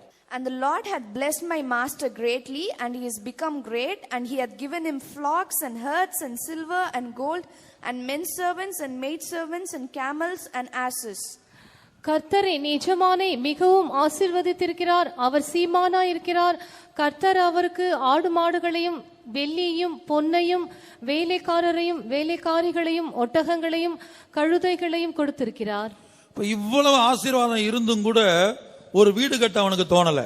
Even though he had so much blessings, he did not have a thought to build a house. தான் மாத்திரமல்ல, தன்னுடைய மகனையும் அப்படிதான் வளர்க்கறான். Not only did he live like that, he brought up his son also in similar fashion. மகனுடைய மகனையும் அப்படிதான் வளர்க்கறான். He brought up his grandson, that is son's son, also in the same way. அப்ப சீயோனுக்காக அவன் காத்திருந்தபோது, when he looked for Zion, தூரத்தில் அதை கண்டபோது, when he saw that afar off, அந்த சீயோனை நம்பினபோது, when he was persuaded of that Zion, அந்த சீயோனை அணைத்துக் கொண்டபோது, when he embraced that Zion, அந்த சீயோனை விரும்பினபோது, when he desired that Zion, அவனுக்கு ஒரு ஜீவியம் இந்த உலகத்தில் கிடைத்தது. he got a life in this world, ஒரு மேன்மையான விசேஷமான ஒரு ஜீவியம், a better and a special life in this world, இன்றைக்கு நம்மில் பலருக்கு இல்லாத ஒரு விசேஷமான ஜீவியம், a special life that many of us do not have today. அது என்ன? What is that? கூடார ஜீவியம். A life in tabernacles. கூடாரத்துல வாழ்றான். And he was living in tabernacles. தீர்மானித்துக் கொண்டான், கூடாரத்துல தான் இருப்பேன். He decided to live in tabernacles. இந்த உலக பிரகாரமான வசதிகள் எனக்கு வேண்டாம். I do not want the worldly comforts. அடுத்து அவனுக்கு என்ன கிடைத்தது? What was the next thing that he received? அந்த எபிரேயர் 11:13ல படிக்கிறோம். We read that in Hebrews 11 verse 13. இந்த தான் வாழக்கூடிய இந்த உலகத்துக்கு நான் ஒரு அந்நியன், நான் இந்த உலகத்துக்குரியவன் அல்ல. And he kept on confessing, I am a stranger to this world, and I do not belong to this world. நாம் பிலிப்பியர்ல என்ன நினைக்கிறேன், நம்முடைய குடியிருப்பு பரலோகத்தில் இருக்கிறது என்று படிக்கிறோம். In Philippians we read that our conversation is in heaven. விசுவாசிகளாகிய உங்களுக்கும் ஊழியர்களாகிய எங்களுக்கும் பல சந்தர்ப்பத்துல நம்ம ஏதோ இந்த உலகத்துக்குரியவர்கள் போல தான் நம்ம நினைச்சு ஜீவிச்சிட்டு இருக்கிறோம். In many instances, you as believers and we as workers of God think that we belong to this world. பிலிப்பியர் 3:20. Philippians chapter 3 verse 20. For our conversation is in heaven, from whence also we look for the Savior, the Lord Jesus Christ. நம்முடைய குடியிருப்போ பரலோகத்தில் இருக்கிறது. அங்கே இருந்து கர்த்தராயிருக்கிற இயேசு கிறிஸ்து என்னும் இரட்சகர் வர எதிர்பார்த்து கொண்டிருக்கிறோம். நம்முடைய குடியிருப்போ பரலோகத்தில் இருக்கிறது. Our conversation is in heaven. அப்ப அந்த தரிசனத்தோட இயேசு எப்ப வருவார்னு எதிர்பார்த்து ஜீவிக்கணுமா? And with that vision, we have to live a life expecting the arrival of Jesus. இன்றைக்கு நம்மில் எத்தனை பேர் அப்படி ஜீவிக்கிறோம்? Today, how many of us are living like that? நான் இந்த உலகத்துக்குரியவன் அல்ல. I do not belong to this world. இது ஒரு தற்காலிகமான வாழ்க்கை. This life on earth is temporal. கொஞ்ச நாள் தான் இங்க இருக்க போறோம். I'm going to stay here for a short period. அதுக்கு அப்புறம் நாங்க குடும்பமா என்ன செய்வோம், வருகைக்கு போய்டுவோம். After that, family by family, all of us will be caught up in his coming. சீயோன்ல எருசலேமிலும் காணப்படுவோம். We will be found in Zion and Jerusalem. அப்படி எத்தனை பேர் எதிர்பார்த்து ஜீவிக்கிறோம்? How many of us live expecting that? ஆனா ஆபிரகாம் ஜீவித்தான். But Abraham lived. தான் ஜீவித்தது தன் பிள்ளையை அப்படி வளர்த்தான். Not only did he live like that, he also brought up his children in that way. தன் மகனுடைய மகனையும் வளர்த்தான் அப்படி. He brought up his son also in the same way. கர்த்தருடைய பரிசுத்த நாமத்திற்கு மகிமை உண்டாகட்டும். Glory be to God's holy name. அடுத்து பரதேசி. Next, a pilgrim. அந்த சீயோனினை பற்றி 5 காரியங்கள் அவனுடைய ஜீவியத்துல, நான் ஒரு பரதேசி பரதேசி பரதேசி, நான் ஒரு பணக்காரன் அல்ல, நான் ஒரு ஐஸ்வர்யவான் அல்ல, நான் ஒரு சீமான் அல்ல, நான் பரதேசி நான் பரதேசி நான் பரதேசி. மூல பாஷையில ஒரு வேத வல்லுனர் இந்த பரதேசி என்கிற வார்த்தைக்கு ஒரு அர்த்தம் பெக்கர், பிச்சைக்காரன் என்று சொல்லுகிறார். These 5 qualities in his life brought a confusion in him, which made him say, I'm a pilgrim, pilgrim, pilgrim in this world. I'm not rich, I'm not luxurious, I'm not great in this world. And one of the biblical experts has given it in the original language that one of the meanings for pilgrim is a beggar. இப்ப ஒரே ஒரு கேள்வி, புதிய வானத்துக்கு போகக்கூடிய ஆபிரகாமுக்கு இருந்த ஜீவியம், புதிய எருசலேம் போகக்கூடிய வருஷக்கணக்கு அபிஷேகம் பண்ணப்பட்டு இதில் ஜீவிக்கிற விசுவாசிகளாகிய உங்களில் எத்தனை பேருக்கு இருக்கிறது? ஊழியத்துக்கு வந்திருக்கிற எங்களில் எத்தனை பேருக்கு இருக்கிறது? Now a question, you as believers and been anointed to inherit New Jerusalem, and here are for many years together, how many of you have such a life like that of Abraham? And we as servants of God, how many of us have a life similar to that of Abraham? இப்போ ஒரு convention நாட்களில் போய் தங்க சொன்னால், ஒரு central convention நடக்கிற நாட்கள் என்ன செய்யறோம்? நம்ம போய் அங்கே தங்குறது இல்லை, உடனே புறப்பட்டு வீட்டுக்கு வந்துடுறோம். And when a center convention is going on and when we are expected to stay there, many of us do not stay there but we come back home. பழைய ஏற்பாட்டு காலத்தில் இஸ்ரேல் ஜனங்கள் மத்தியில கூடார பண்டிகை என்று ஒரு பண்டிகை அனுசரிக்கப்பட்டது. In the Old Testament period, among the Israelites, there was a feast called the Feast of Tabernacles. கூடாரங்களில் தங்கி இருந்து பயிற்சிக்க வேண்டும். And they have to learn to live in tabernacles. நீங்க எல்லா நாளும் நீங்க கூடாரத்தில் தங்காவிட்டாலும் குறைந்தது சென்ட்ரல் கன்வென்ஷன் 4 நாள் நடக்குது. அந்த 4 நாள் வந்து அங்க இருக்கிற அந்த செட்டுக்குள்ள, அங்க போட்டிருக்க அந்த டென்ட்டுக்குள்ள, அந்த குடிசைக்குள்ள அல்லது ஒரு பந்தலுக்குள்ள தங்கி இருந்து, இருமுலி கன்வென்ஷன் போறோம், அந்த பந்தலுக்குள்ள தங்கி இருந்து அங்குள்ள சாப்பாடை சாப்பிட்டு அங்குள்ள பாத்ரூம் டாய்லெட்டை யூஸ் பண்ணி, அப்படிப்பட்ட ஒரு அனுபவத்துக்கு நமக்கு அந்த 4 நாள், அந்த ஒரு வாரம் நமக்கு அது முடிக்கிறது இல்லை. Even though you are not able to stay in tabernacles all through the year, at least for the 4 days of conventions, you must learn to stay there along with the people of God, staying in tabernacles or in the marquee or in the thatched shed, and have to sit and eat food along with them and get mingled with them, at least here or in that Irumbalur convention. இருக்கிறது வாடகை வீடா இருந்தாலும் வீட்டுக்கு போறேன் வீட்டுக்கு போறேன் வீட்டுக்கு போறேன்னு நம்ம சொல்லுவோம். Even though we are living in a rented apartment, yet we keep on saying, I want to go home and I want to go home. ஆனா ஆபிரகாமை பாருங்க, இது வந்து சாதாரண ஒரு ஜீவியம் அல்ல. அதை தான் நான் சொல்ல வர்றேன். சாதாரண ஒரு ஜீவியம் அல்ல. நம்ம படிச்சு விட்டு போறோம் விஷயத்தை, வசனங்களை வாசித்து விட்டு போறோம். பிராக்டிக்கலா அவங்க எப்படி ஜீவிச்சாங்க, இன்றைக்கு நமக்கு அது சாத்தியமா, நம்மால அது முடியுமா, நம்ம சிந்திக்கிறது இல்ல. But look at Abraham. This is not an ordinary or easy life. We just read through the verses and go. But when we try it out practically, it is not possible for us. அப்ப இந்த ஒரு ஜீவியத்தை ஆபிரகாமே உனக்கு எப்படி செய்ய முடிந்தது? Oh Abraham, how were you able to lead such a life? அப்ப Abraham என்ன சொல்லுவான்? What will Abraham say? நான் சீயோனை பார்த்தேன். I saw Zion. தூரத்துல இந்த சீயோனை பார்த்தேன். I saw Zion afar off. அல்லது எருசலேமை பார்த்தேன். Or I saw Jerusalem. புதிய எருசலேமும் சீயோனும் சேர்ந்து தான் இருக்கிறது. Both New Jerusalem and Zion together. அதை நான் பார்த்தேன். I saw it. அதை நான் நம்பினேன். And I believed in it. அதை நான் அணைத்துக் கொண்டேன். And I embraced it. அதற்காக காத்திருந்தேன். I waited for that. அடுத்து அதை நான் விரும்பினேன். And next I desired it. இப்ப சப்ஜெக்ட் வந்து விரும்ப வேணும். The subject now is we have to desire it. நீ சீயோனை விரும்ப வேணும். You have to desire Zion. இப்ப ஆபிரகாமுக்குள்ள காணப்பட்ட இந்த 5 அனுபவங்கள் நமக்குள்ள உண்டானாதான், If all the 5 experiences found in Abraham is formed in us alone, ஆகவே சீயோன் என்பது ஊழியக்காரங்களுக்கு மாத்திரமல்ல, விசுவாசிகளும் இதை அறிந்திருக்க வேண்டும். Zion is not meant only for the service of God, but the believers also should have a knowledge about it. நீ தூரத்துல சீயோனை பார்க்க வேண்டும். You have to look the Zion afar off.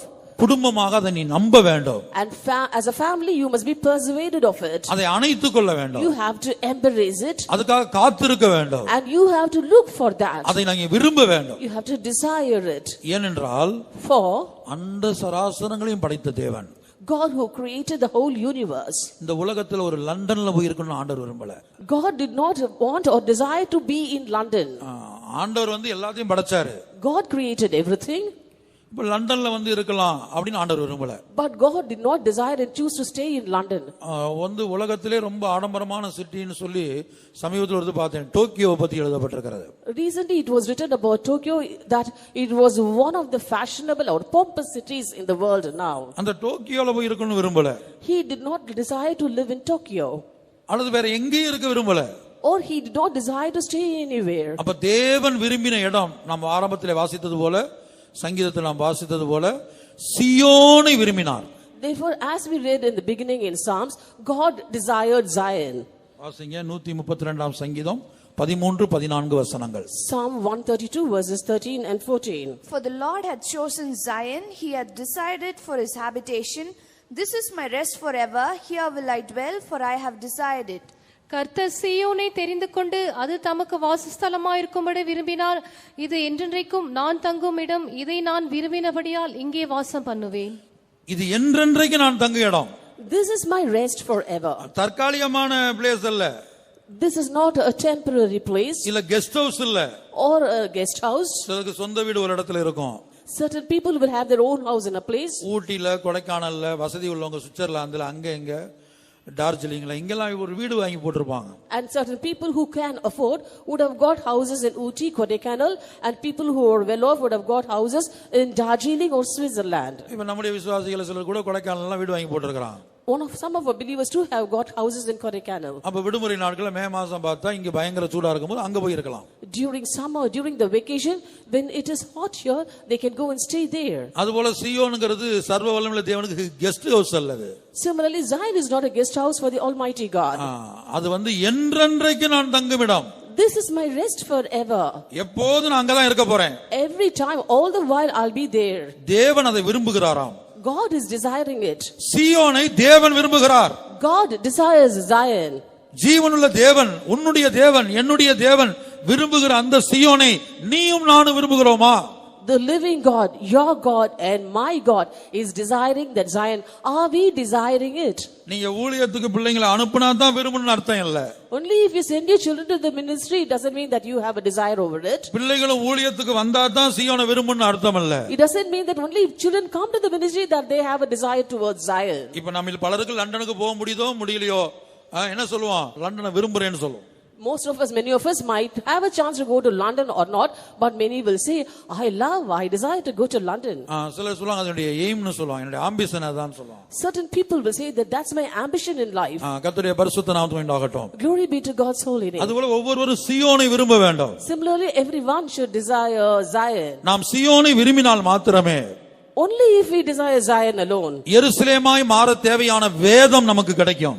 we will receive the law which will make us Jerusalem. எருசலேமுக்குள்ள பிரவேசிக்க தேவையான ஜெயஜீவியம் நமக்கு கிடைக்கும். A victorious life which is essential for us to inherit Jerusalem will we receive. ஏனென்றால் சீயோன்ல இருந்து செங்கோல் வருகிறது. For scepter proceeds from Zion. அடுத்து சீயோன்ல இருந்து ஆசீர்வாதம் வருகிறது. Next, blessings proceed from Zion. இப்ப அடுத்த காரியம், the next matter, சீயோனை விரும்பாவிட்டா என்ன சம்பவிக்கும்? what happens if we do not desire Zion? சீயோனை பகைத்தால், if we hate Zion, விரும்பலனா அதுக்கு ஆப்போசிட் என்ன? நீ பகைக்கிறேன்னு அர்த்தம், அல்லது வெறுக்கிற, அல்லது விரும்பாம இருக்கிற. the opposite of desiring is hating, that is you do not desire Zion. அப்படி என்றால் என்ன நடக்கும்? If that be so, what will happen? சங்கீதத்திலே வாசிக்கும்போது, when we read in Psalms, சீயோனை பகைக்கிற யாவரும், all those who hate Zion, பின்னிட்டு திரும்ப கடவர்கள், they shall turn back. எத்தனாம் சங்கீதம்? Psalm 129 verse 5. Let them all be confounded and turn back that hate Zion. சீயோனை பகைக்கிற அனைவரும் வெட்கி பின்னிட்டு திரும்ப கடவர்கள். தொடர்ந்து வாசிங்க. Let them be as the grass upon the housetops, which withereth afore it groweth up, wherewith the mower filleth not his hand, nor he that bindeth sheaves his bosom. Neither do they which go by say, the blessing of the Lord be upon you. We bless you in the name of the Lord. வீட்டின் மேல் முளைக்கும் புல்லுக்கு அவர்கள் ஒப்பாவார்களாக. அது வளரும் முன் உலர்ந்து போம்.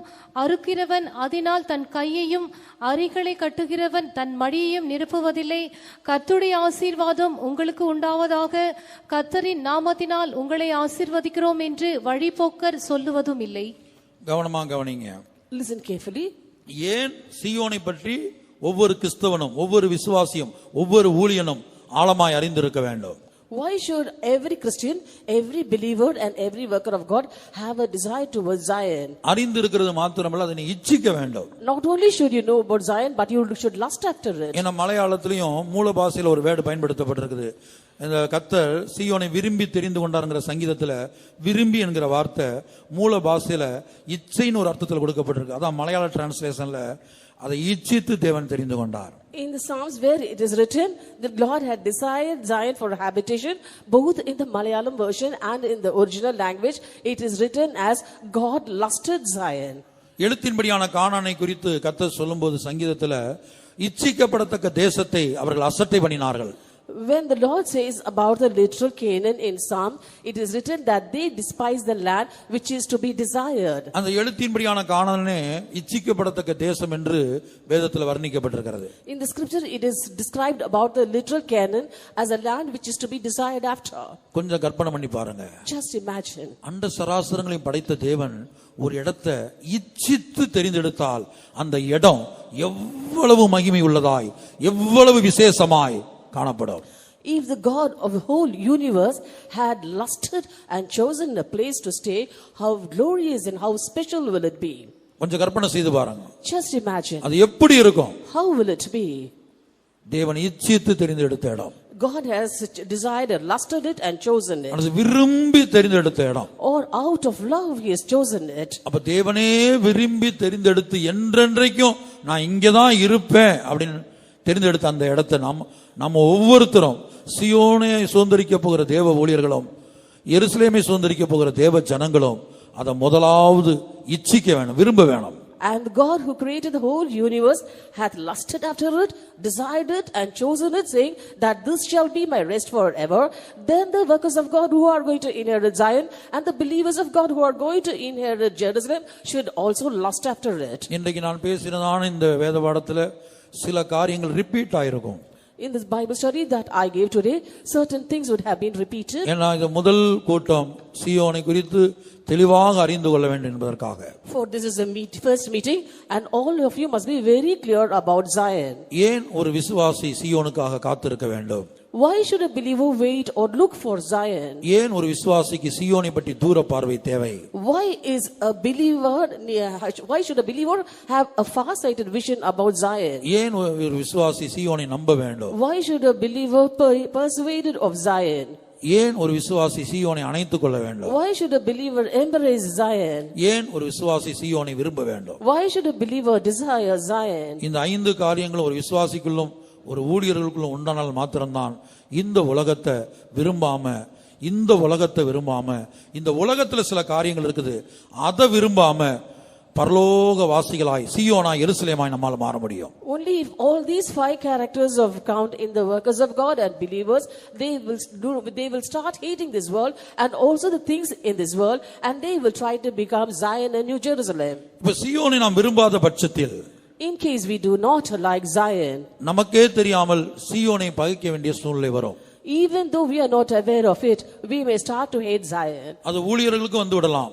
It might come even to the workers of God. சியோனுக்கு போறதுக்காக இப்ப நான் வந்திருக்கிறேன். I have come here to inherit Zion. பல சந்தர்ப்பங்கள்ல இப்ப என்னுடைய தனிப்பட்ட ஜீவியத்துல நான் அறிக்கை பண்ண வேண்டுமானால், in my personal life, if I have to confess, பல சந்தர்ப்பத்தில் நான் அறிக்கை இப்படி பண்ணியிருக்கிறேன். in many occasions I have confessed like this. ஏன் உங்கள் மத்தியிலே கூட நான் அந்த அறிக்கையை பண்ணியிருக்கிறேன். Why not in front of you too I have had such confessions. பல சோதனைகள், பல போராட்டங்கள் உடைக்கப்படும் போது, நொறுக்கப்படும் போது, தாழ்த்தப்படும் போது, சிறுமைப்படுத்தப்படும் போது நான் யோசித்திருக்கிறேன். சில காரியங்களை கர்த்தர் உடனே தராமல் இருக்கும்போது, சில சுபாவங்களை, சில காரியங்கள்லாம் உலக பிரகாரமான காரியம் இல்ல, இந்த கேரக்டர் வைஸ் ஆண்டவர்கிட்ட சில கேரக்டர் சுபாவத்தை கேட்டு அவர் தர தாமதிக்கும் போது, சில தோல்விகள் வரும்போது நான் ஒரு நல்ல விசுவாசியா இருந்திருக்கலாம், ஏன் இந்த ஊழியத்துக்கு வந்தேன் அப்படி நான் சொல்லியிருக்கிறேன், அறிக்கை பண்ணியிருக்கிறேன். At times when I had to pass through trials and temptations, when I had to pass through reproaches, when there was a low blow for me, when I was humiliated, when I was broken, and when things got delayed that I expected of,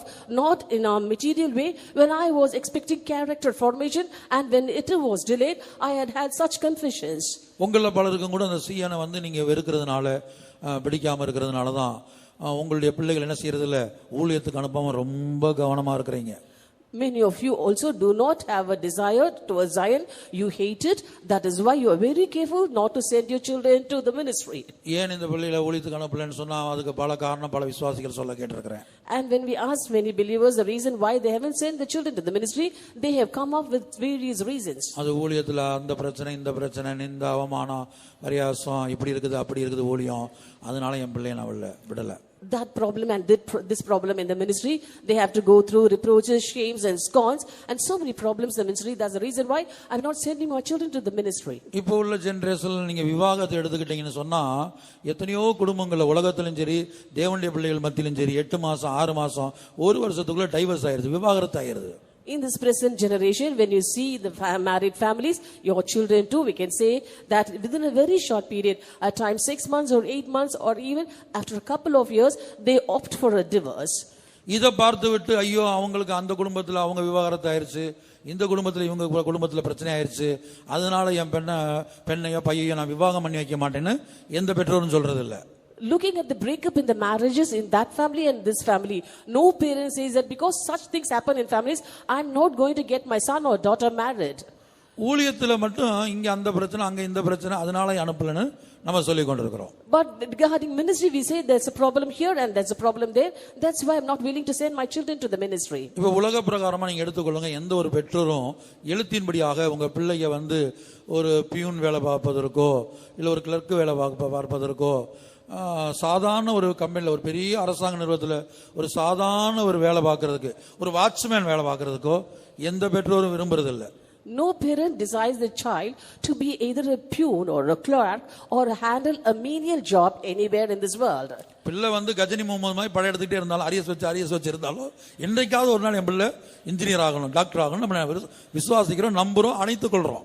The children like Ghazini Muhammad might be invading this subject. They might be attempting time and again and may be having arrears after arrears. Yet they desire that the children should somehow one day become an engineer or a doctor. சரி, இந்த உலகத்துல வந்து ஒரு பெரிய ஸ்தானத்துக்கு வர்றாங்கன்னு வைத்துக் கொள்ளுங்க. Okay, now they come to a big position in this world. எத்தனை வருஷம் அந்த ஸ்தானத்துல இருக்க போறாங்க? How long are they going to hold that position? இப்ப கவர்மெண்ட் வேலையே கிடைச்சாலும் அந்த வேலை கிடைச்சு ஒரு பெரிய ஸ்தானத்துல வந்தாலும் எத்தனை வயசுல? 58 வரைக்கும். Even if you hold a good position in the government and if you stay there also at the most, you can stay there at the age till the age of 58 only. இப்ப நம்மள பலரும் இங்க வந்து நல்ல ஸ்தானத்துல இருந்தாங்க, வேலை ஸ்தலத்துல. Among us too, many people held lofty positions in the world. இப்ப 58 வயசுக்கு அப்புறம் பாருங்க அவங்களுக்கு வேலை இல்ல. Now after they are 58 years old, they are jobless now. அந்த அதிகாரம் இல்ல. They have no power now. அந்த பவர் போச்சு இப்ப. They have lost their power now. இப்ப வந்து எக்ஸ் ஆயிட்டாங்க, X. Now they have that prefix X. அதே வேளையில ஏதாவது ஒரு பென்ஷன் கிடைக்கும். At the same time they receive pension. ஆனா அதே வேளையில at the same time சியோன்ங்கிறது பாத்தீங்கன்னா நித்திய பரலோகத்திலே உன்னதமான இடம், ஆண்டவர் என்றென்றைக்கு இருக்கக்கூடிய இடம். Zion is the loftiest place in heaven and the place where the Lord rests forever. பரலோகத்திலே மிக மிக மகிமையேறிய இடம். The most glorious place in heaven. மூல பாஷையில யாஃபா என்று சொல்லப்பட்டிருக்கிறது. In the original language it is called Yafa. அதாவது வர்ணிக்க முடியாத பிரகாசம், வர்ணிக்க முடியாத அழகு. அதான் வடதிசையில் உள்ள சியோன் பர்வதம் வடிப்பமான ஸ்தானமும் சர்வ பூமியின் மகிழ்ச்சியுமாய் இருக்கிறது. Undescribable beauty, undescribable glory. That's why it is written, Zion, the city on the north, is the king, city of the great king. அந்த வடிப்பமான ஸ்தானங்கிறதுக்கு அந்த வேத வல்லுநர்கள் பல விளக்கங்களை சொல்றாங்க.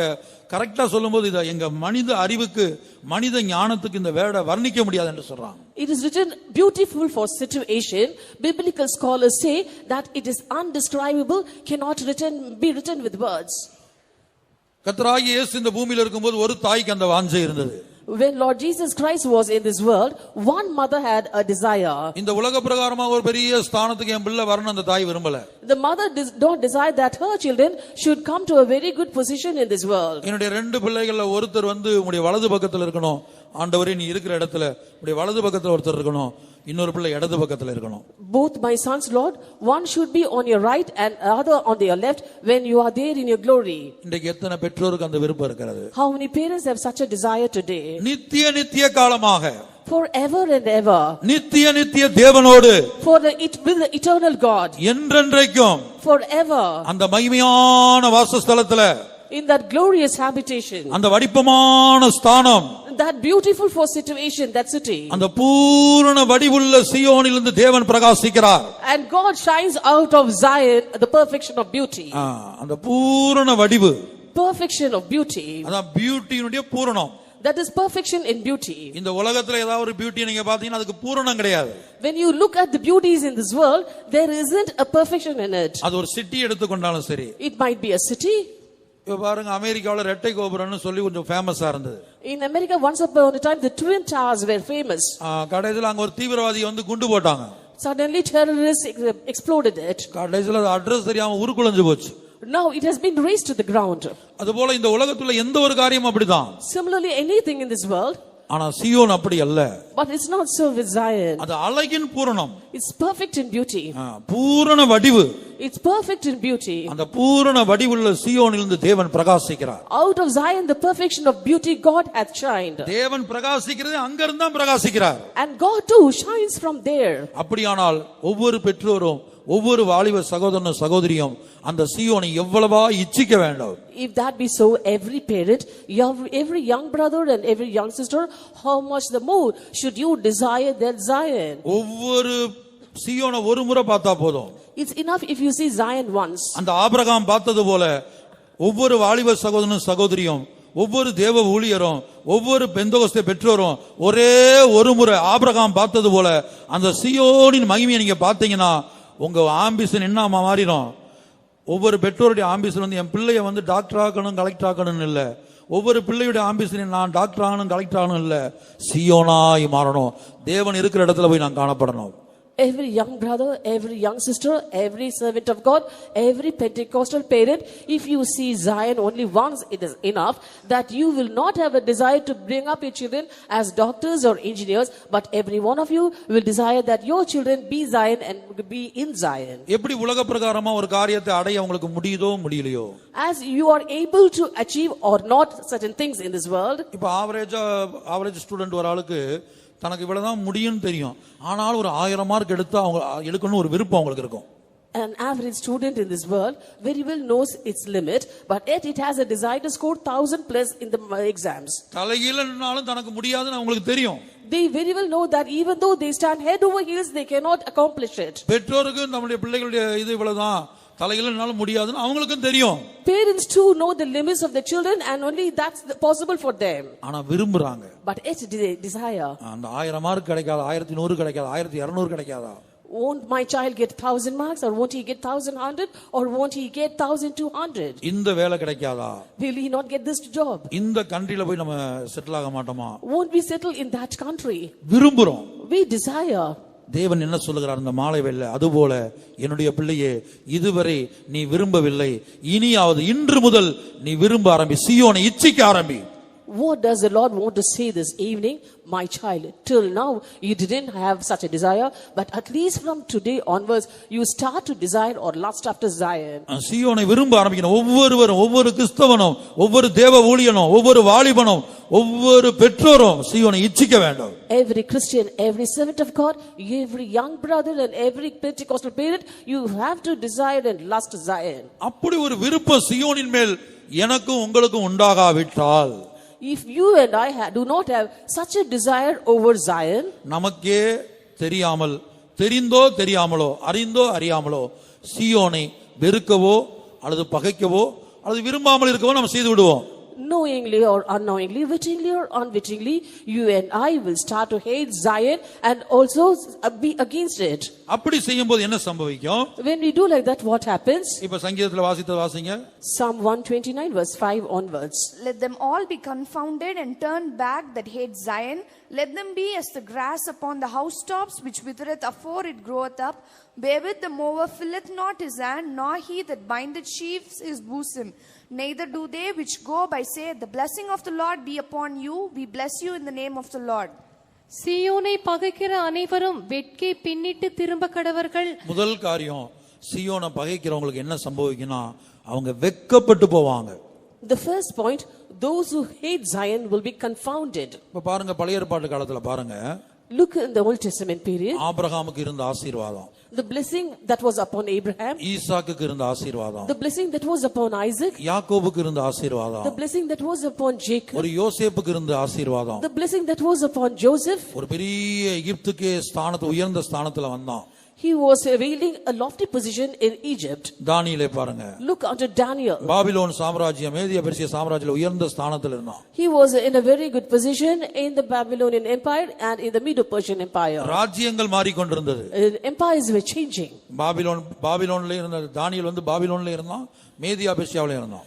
Daniel was both in the Babylonian Empire and also in the Medo-Persian Empire. தரியு ராஜாவுடைய நாட்களிலும் தானியேல் இருக்கிறான். Daniel was in the days of King Darius too. Nebuchadnezzar நாட்களிலும் இருக்கிறான். He was in the days of Nebuchadnezzar also. அவனுடைய பிள்ளையினுடைய நாட்களிலும் இருக்கிறான். He was there in his son's days also. அவன் வந்து ஸ்தானத்துல இருக்கிறான். He also was in a good position. அப்ப இதெல்லாம் எப்படி சாத்தியம்? அந்த அனுபவம் இன்றைக்கு நம்மள பல விசுவாசிகளுக்கு இல்ல. And that experience most believers of this day do not have it. ஒரு சாதாரண மனிதர்களை போல உலகத்துல ஒரு சாதாரண மனிதர்களை போல நம்ம காணப்படுறோம். We look like ordinary men in this world. காரணம் என்ன? What's the reason? நம்ம வெட்கப்பட்டு போகிறோம். We are ashamed. சீயோனை நம்ம விரும்பல.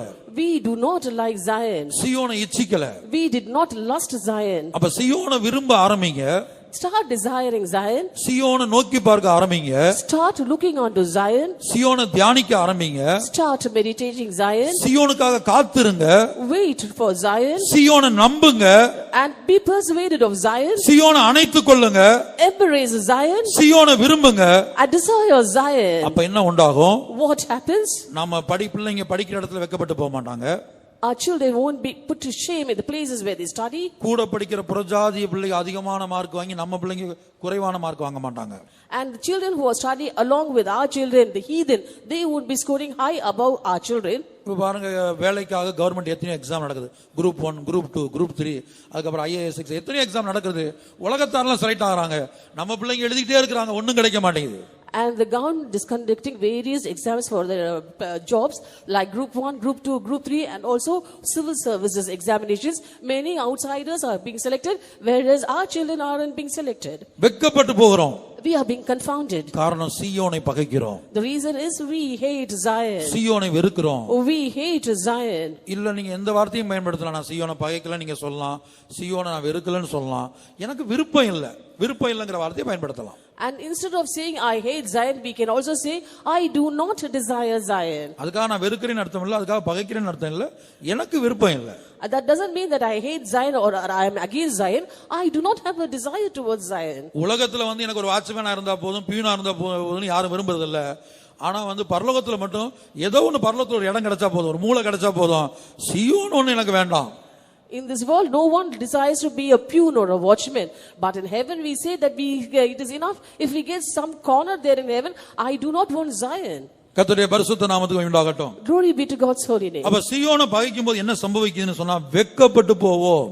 Therefore, if we hate Zion, we will be confounded. வேலை ஸ்தலத்துல வெட்கப்பட்டு போவோம். We will be confounded in the place where we work. படிக்கிற இடத்துல வெட்கப்பட்டு போவோம். We will be confounded in the place where we study. ஆவிக்குரிய ஜீவியத்திலும் கூட வெட்கப்பட்டு போவோம். And in our spiritual life too, we will be confounded. தோல்வி மேல் தோல்வி சம்பவிக்கும். Defeat after defeat will come our way. ஜெய ஜீவியம் உண்டாகிறது இல்ல. We will not have a victorious life.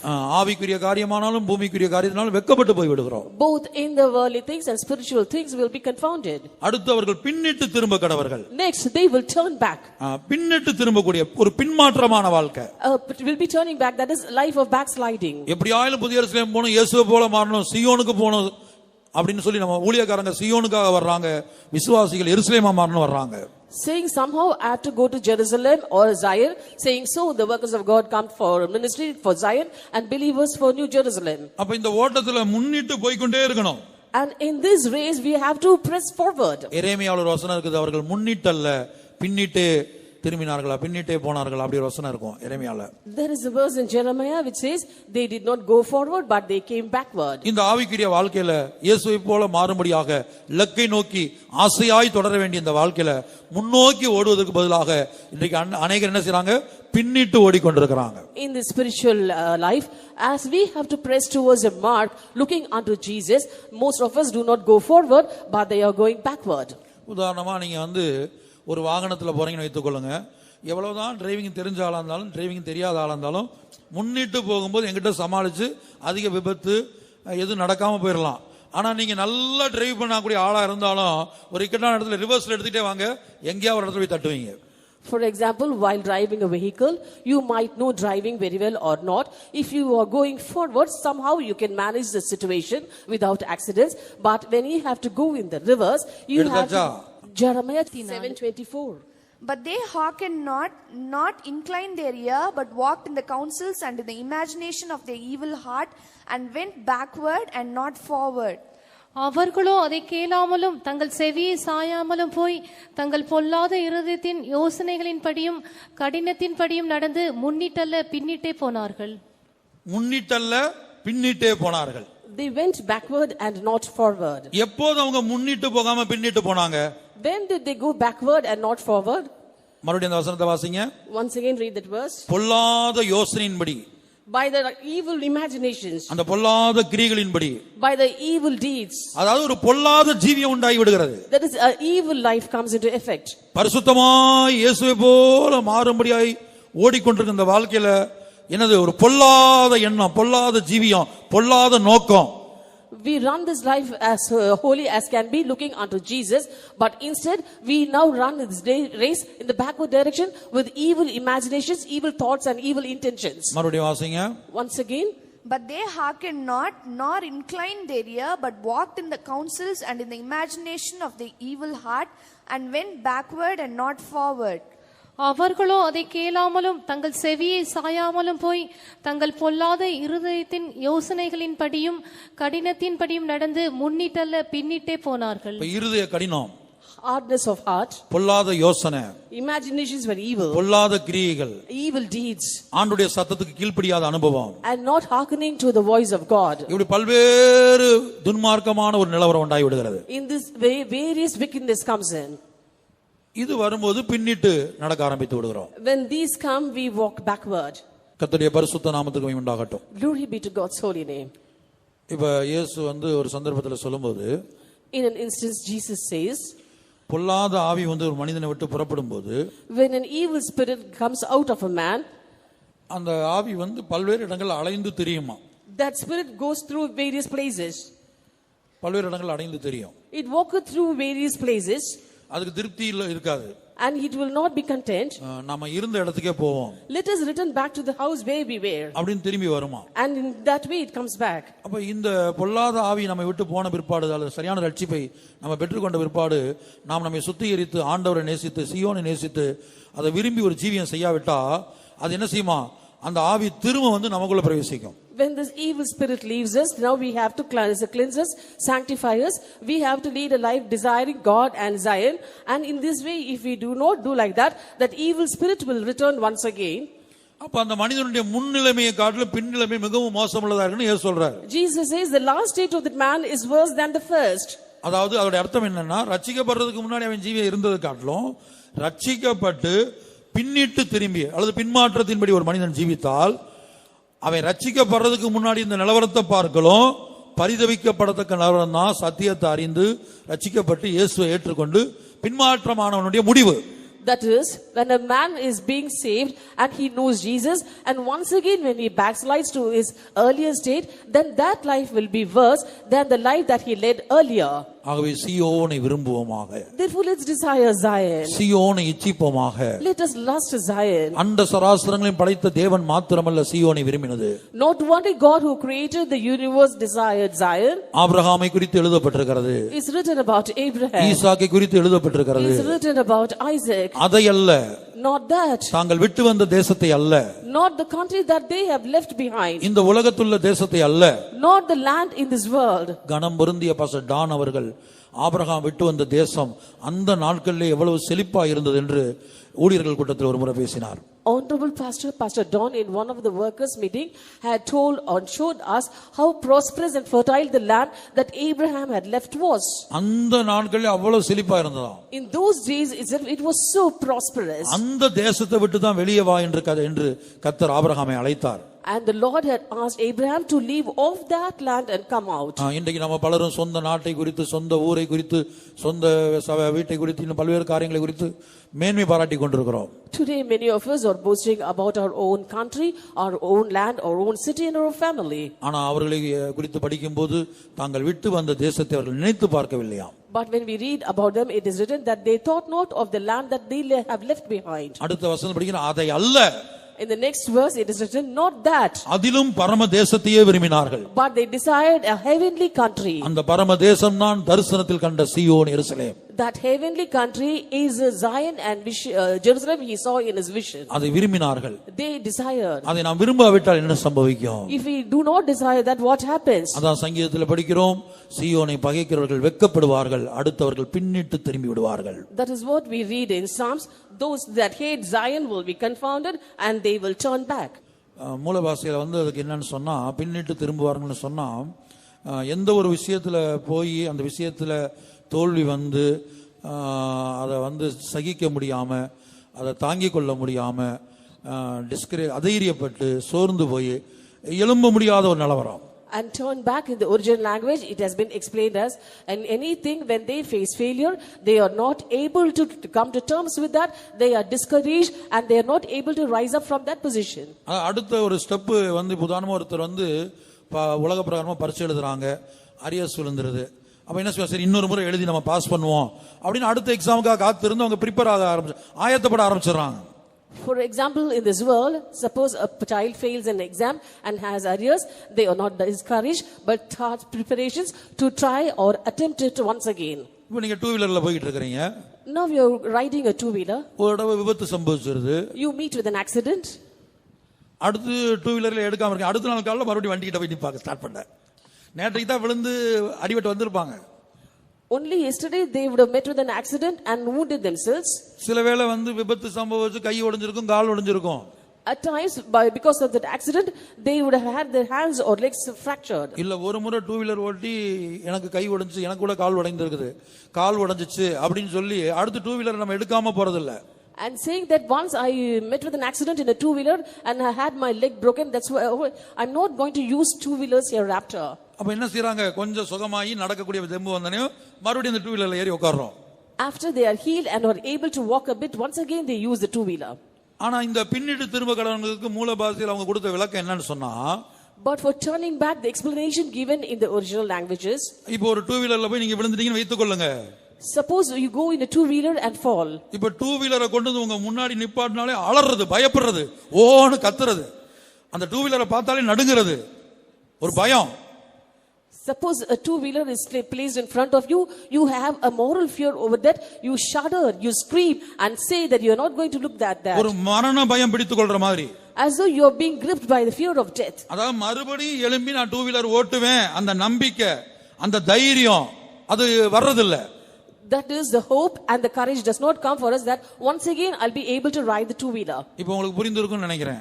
I think now you have understood it. எத்தனையோ விபத்துகள் உங்களுக்கு சம்பவித்தாலும் கூட, even though you have met with many accidents, கொஞ்சம் சுகமான பிற்பாடு அடுத்து சரியான பிற்பாடு அடுத்து நம்ம என்ன செய்றோம், வழக்கம் போல வண்டி எடுத்துட்டு போயிட்டு இருக்கிறோம்.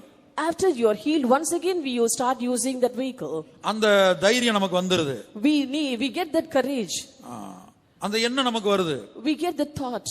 ஆனா இங்க சொல்லப்பட்ட வார்த்தையோட அர்த்தம் ஒரு காரியத்துல ஃபெயிலியர் ஆன பிற்பாடு, but the meaning given here is that once you meet failure in a thing, two வீலரே என்ன எடுத்துக்கோமே அதே எக்ஸாம்பிள் வச்சுக்கொள்வோம். we'll have the same two-wheeler as example. ஒரு முறை விபத்து சம்பவித்த பிற்பாடு, after meeting with an accident once, அதுக்கப்புறம் டூ வீலர் ஓட்டுறது இல்ல, யாராவது ஓட்டினா கூட நான் அதுல ஏறி உட்கார்றது இல்ல. after that I will never ever ride a two-wheeler, and in case someone else rides it also, I won't be a pillion rider. இனி டூ வீலரே எனக்கு வேண்டாம். Hereafter I don't need a two-wheeler at all. அதுபோல ஒரு பிள்ளைக்கு காலேஜ்ல போகும்போது ஒரு அவமானம் சம்பவிக்குது. suppose a child is put to shame in a college. வைத்துக்கொள்ளுங்க. suppose the child is being ragged in college. இனி வந்து நான் காலேஜுக்கே போக மாட்டேன். hereafter I won't go to that college. ஒரு பாடத்துல ஃபெயில் ஆயாச்சு. the child has failed in a subject. இனி படிப்பே எனக்கு வேண்டாம். hereafter I'm not going to study. நான் வேற ஏதாவது வேலைய போயிடுறேன். I am going to go to some work. அப்படி ஒரு தோல்வி வந்த பிற்பாடு திரும்ப அதுல முயற்சி பண்ணி ஜெயிப்போங்கிற நம்பிக்கையை இழக்கிற மாதிரி அந்த அளவுக்கு தைரியத்தையும் விசுவாசத்தையும் நம்பிக்கையும் இழந்து ஒரு கூனி குறுகி போகிற ஒரு அனுபவம். when you meet with a failure, you do not give it another try.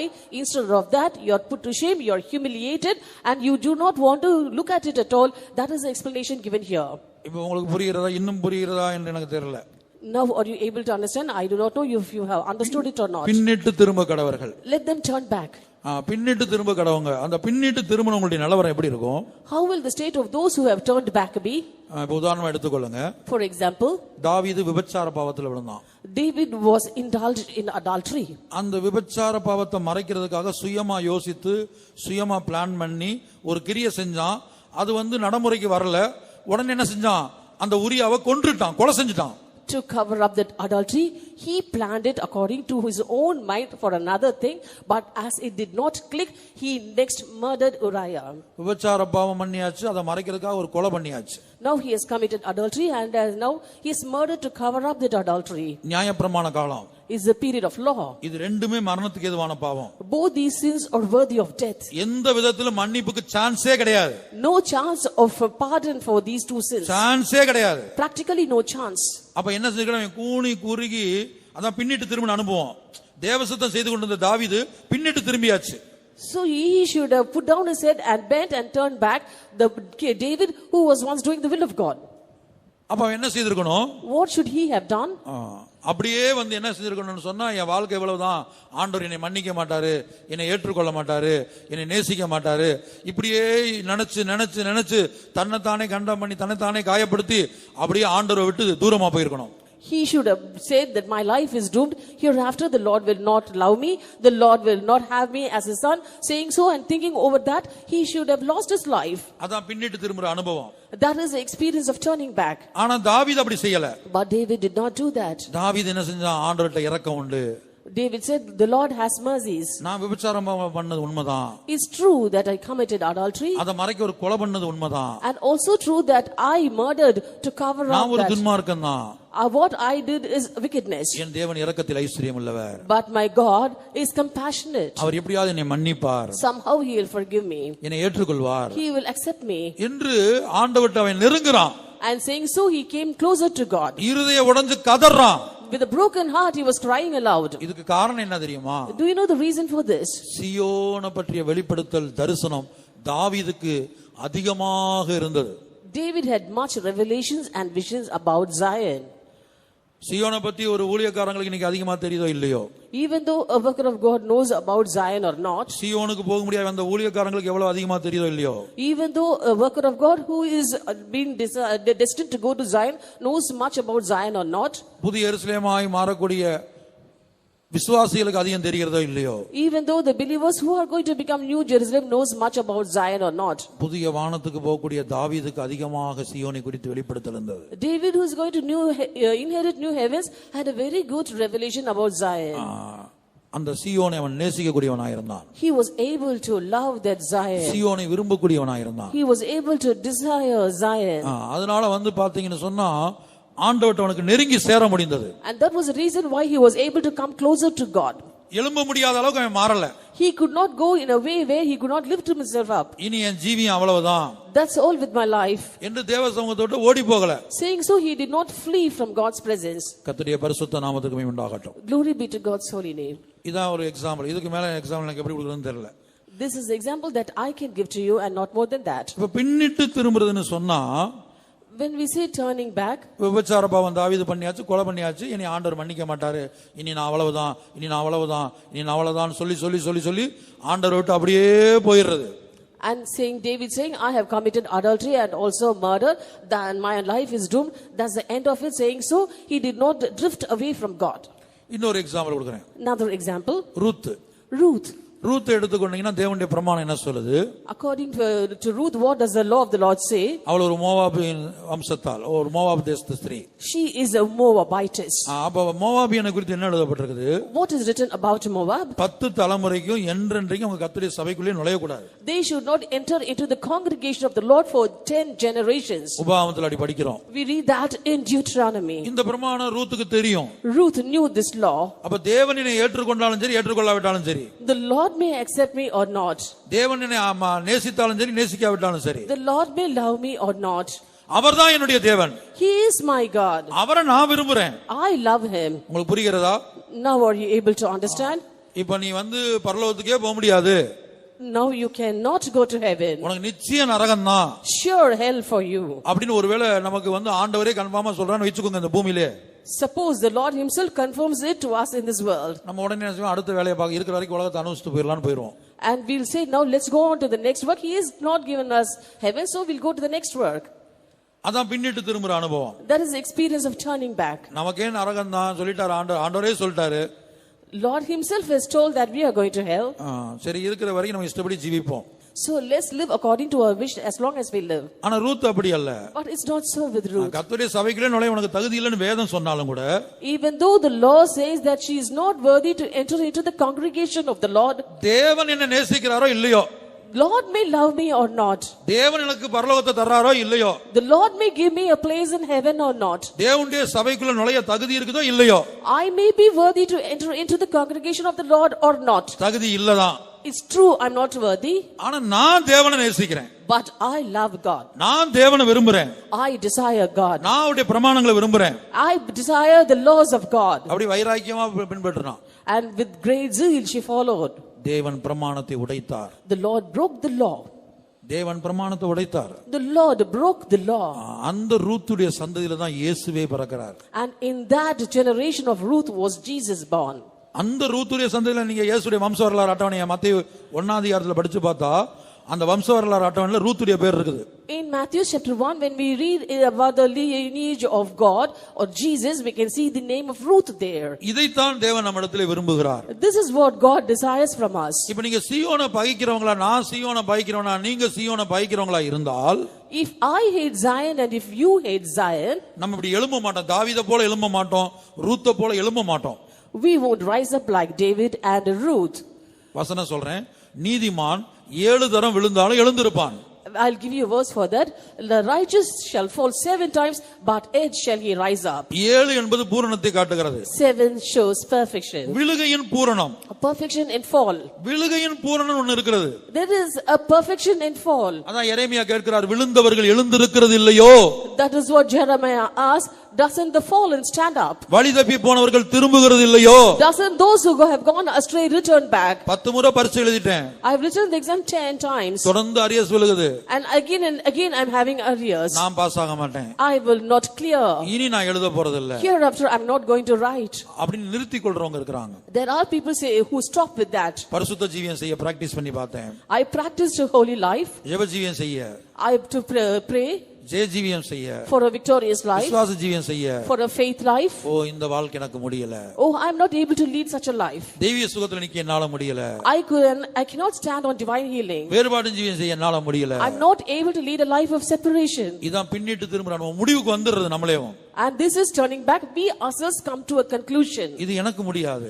I cannot do this. இது என்னால முடியாது. It's not possible for me. நான் அவ்வளவுதான். That's the end of me. எனக்கு இவ்வளவுதான் முடியும். I can do only to this limit. என்று நம்மை நாமே கண்டம் பண்றது, நம்மை நாமே வந்து என்ன சொல்றது தமிழ்ல, குற்றப்படுத்தி கொண்டு நம்மை நாமே தாழ்த்தி கொண்டு ஆண்டவர்கிட்ட நெருங்க முடியாது, இனி அவ்வளவுதான் என் வாழ்க்கை அவ்வளவுதான் என்று நம்மளே முடிவுக்கு வருவது. This is self-deprecating. That is, we are dooming our lives.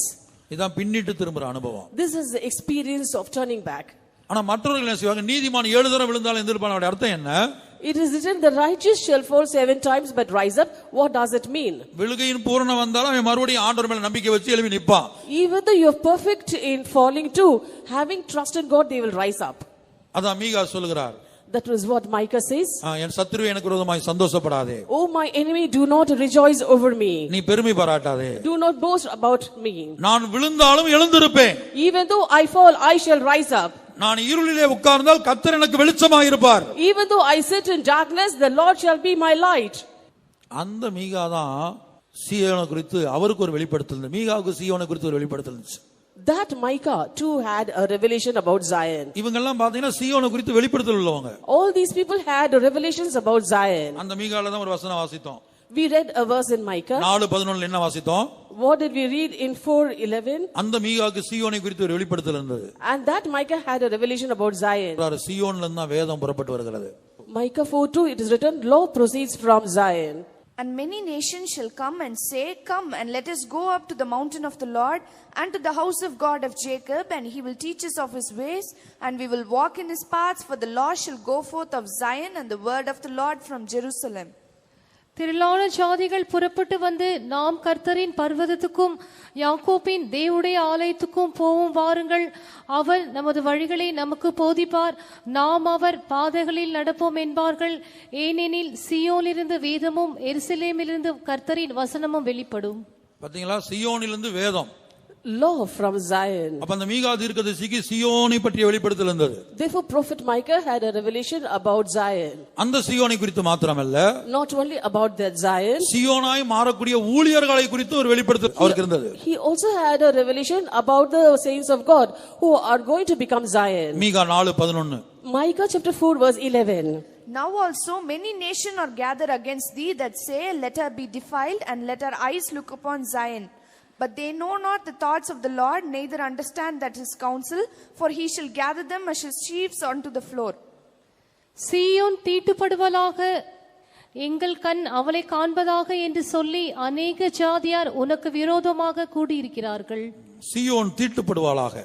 let Zion be defiled. அநேக ஜாதியோட நோக்கம் சீயோனை தீட்டுப்படுத்த வேண்டும். Many nations shall say, let Zion be defiled. பாருங்க, சீயோனை பற்றி அவருக்கு ஒரு வெளிப்படுத்தல் இருந்தது. He had a revelation about Zion. அதனால தான் அவர் வெட்கப்பட்டு போகல. That was why he was not put to shame. பாவம் செய்த போது வெட்கப்பட்டு போகல. Even though he sinned, he was not confounded. இருளிலே உட்கார்ந்த போது வெட்கப்பட்டு போகல. When he sat in darkness too, he was not confounded. விழுந்த போது வெட்கப்பட்டு போகல. When he fell down too, he was not confounded. அந்த வசனத்தை வாசிப்போம். மீகா எத்தனை அதிகாரம்? Micah chapter 7 verse 8. Rejoice not against me, O mine enemy. When I fall, I shall arise.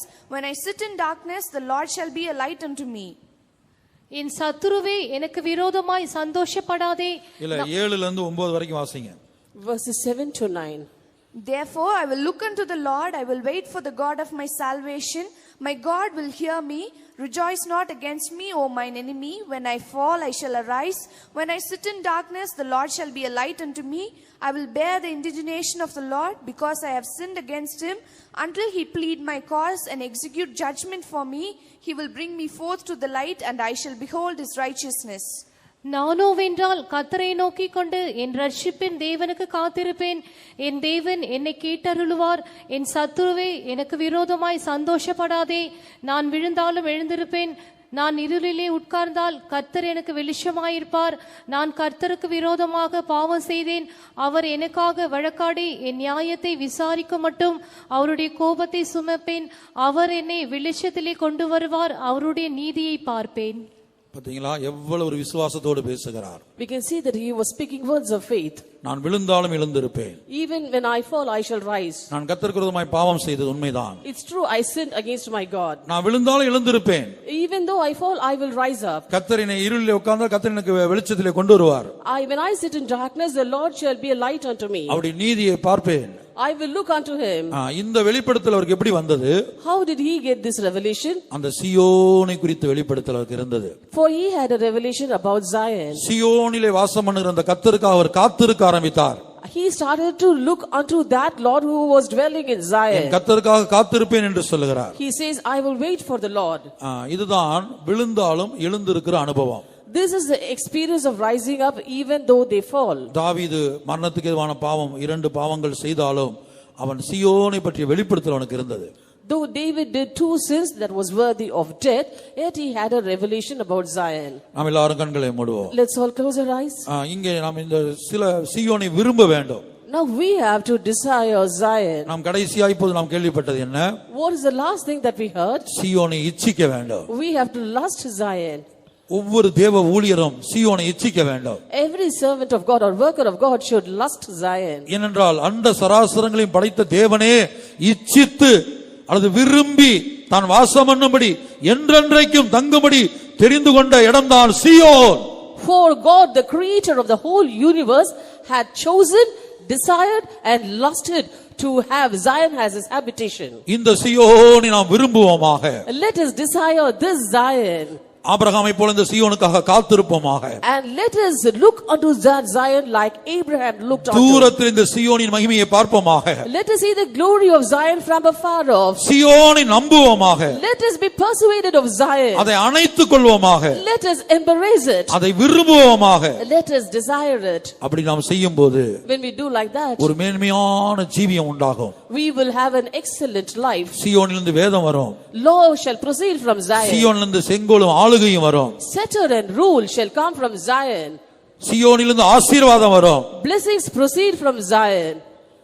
அதே வேளையில் சீயோனை நாம் பகைப்போமானால், At the same time, when we hate Zion, உலக பிரகாரமான காரியத்தில் நாம் வெட்கப்பட்டு போவோம். we will be confounded in this world. ஆவிக்குரிய காரியங்களில் வெட்கப்பட்டு போவோம். We will be confounded in our spiritual life. பின்னிட்டு திரும்புவோம். We will turn back. அதோட அர்த்தம் என்ன? What does it mean? நம்பிக்கையை இழந்து விடுவோம். We will lose hope. ஒரு ஊழியக்காரன் சீயோனா மாறுவேன், பல தோல்விகள் வந்திருக்கலாம், கர்த்தர் என்னை சீயோனாய் மாற்றுவார் என்கிற நம்பிக்கையை அவங்க இழந்துருவாங்க. And there might have been many failures in the life of a worker of God, but then yet he loses his hope that the Lord will make him as Zion. விசுவாசிகளுக்குள்ள விசுவாசத்துல தோல்வி, பரிசுத்தத்துல தோல்வி, பல்வேறு தேவனுடைய சுபாவத்துல தோல்வி வரும்போது அவங்களும் நான் இயேசுவை போல மாறுவேனா, என்னால முடியுமா, நான் அவருடைய வருகையில போவேனா, நான் புதிய எருசலேமா மாறுவேனா என்கிற நம்பிக்கையை இழந்துருவாங்க. Similarly, believers too, when they have a failure in faith life and in victorious life also and in holy life, they also lose the hope that they will become like Jesus and also be caught up in his coming. அதான் பின்னிட்டு திரும்புற அனுபவம். That is the experience of turning back. அதான் எழும்பி ஓடுவோம், We will rise up and run. எழும்பி இயேசுவை போல மாறுவோம். We will rise up and become like Jesus.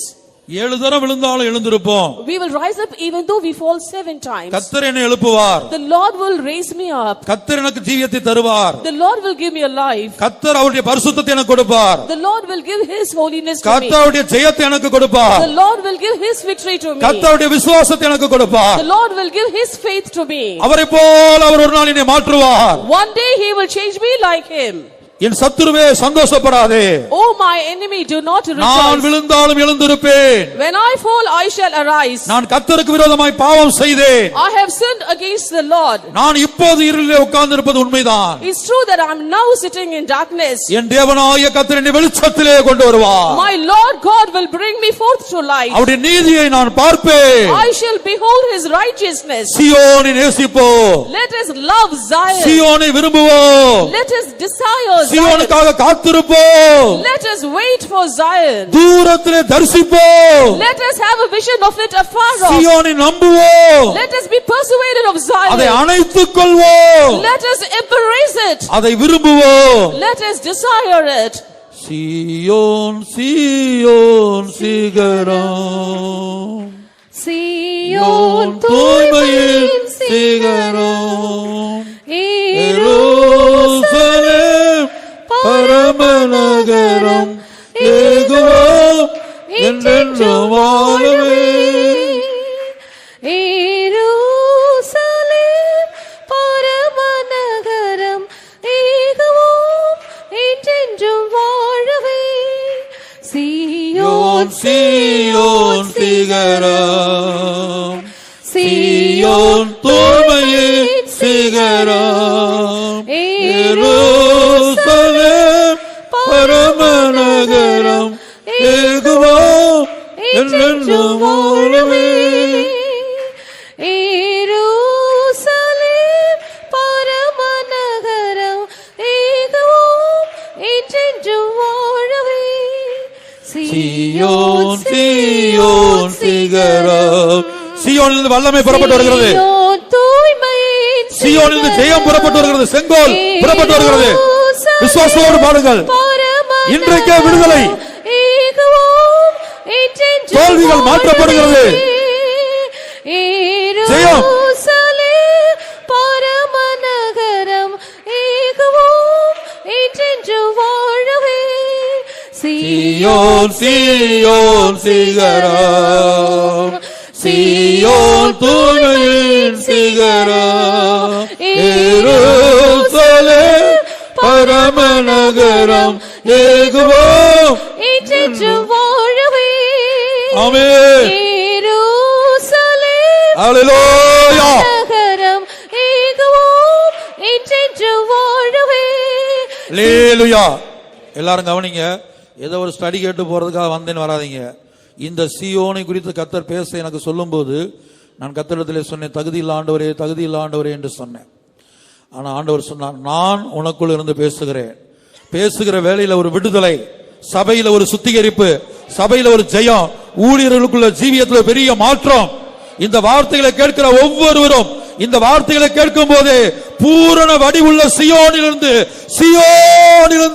தேவன் பிரகாசம், அந்த சீயோனிலிருந்து பிரகாசம் வரும்போது உனக்குள்ளும் எனக்குள்ளும் வருடக்கணக்காய் காணப்பட்ட அந்தகாரத்தின் வல்லமை, இருளின் வல்லமை, இருளின் அதிகாரம் அப்படியே சுட்டரிக்கப்படுகிறது. அதனால ஒரு கதை கேட்கிறது போல உட்கார்ந்திருக்க வேண்டாம். ஓ, இந்த வார்த்தைகள் நம்முடைய கட்டுக்களை அவிழ்த்து கொண்டிருக்கிறது, நம்முடைய வியாதியை குணமாக்கி கொண்டிருக்கிறது, நம்முடைய தோல்வியை ஜெயமாய் மாற்றிக் கொண்டிருக்கிறது. சீயோன் சீயோன் சிகரம், சீயோன் தூய்மையின் சிகரம், எருசலேம் பரமநகரம், ஏகுவோம் என்றென்றும் வாழவே. எருசலேம்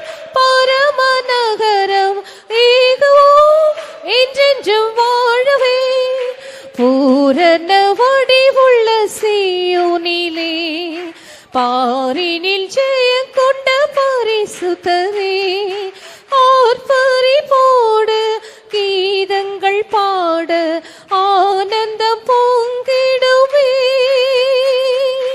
ஆர்ப்பரி போடு கீதங்கள் பாட ஆனந்தம் பொங்கிடுமே. சீயோன் சீயோன் சிகரம், சீயோன் தூய்மையின் சிகரம், எருசலேம் பரமநகரம், ஏகுவோம் என்றென்றும் வாழவே. எருசலேம் பரமநகரம், ஏகுவோம் என்றென்றும் வாழவே. சீயோன் ஆமென். சீயோன் சிகரம், சீயோன் சீயோனிலிருந்து தேவன் பிரகாசிக்கிறார். இருள் அகற்றப்படுகிறது, அந்தகாரம் அகற்றப்படுகிறது. அசுத்த வல்லமைகள், கருத்த உருவங்கள் நம்மை விட்டு வெளியேறிக் கொண்டிருக்கிறது.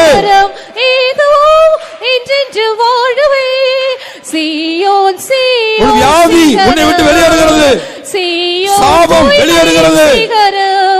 எருசலேம் பரமநகரம், ஏகுவோம் என்றென்று வாழவே. எருசலேம் பரமநகரம், ஏகுவோம் என்றென்று வாழவே. எருசலேம் பரமநகரம், ஏகுவோம் என்றென்று வாழவே. எருசலேம் பரமநகரம், ஏகுவோம் என்றென்று வாழவே.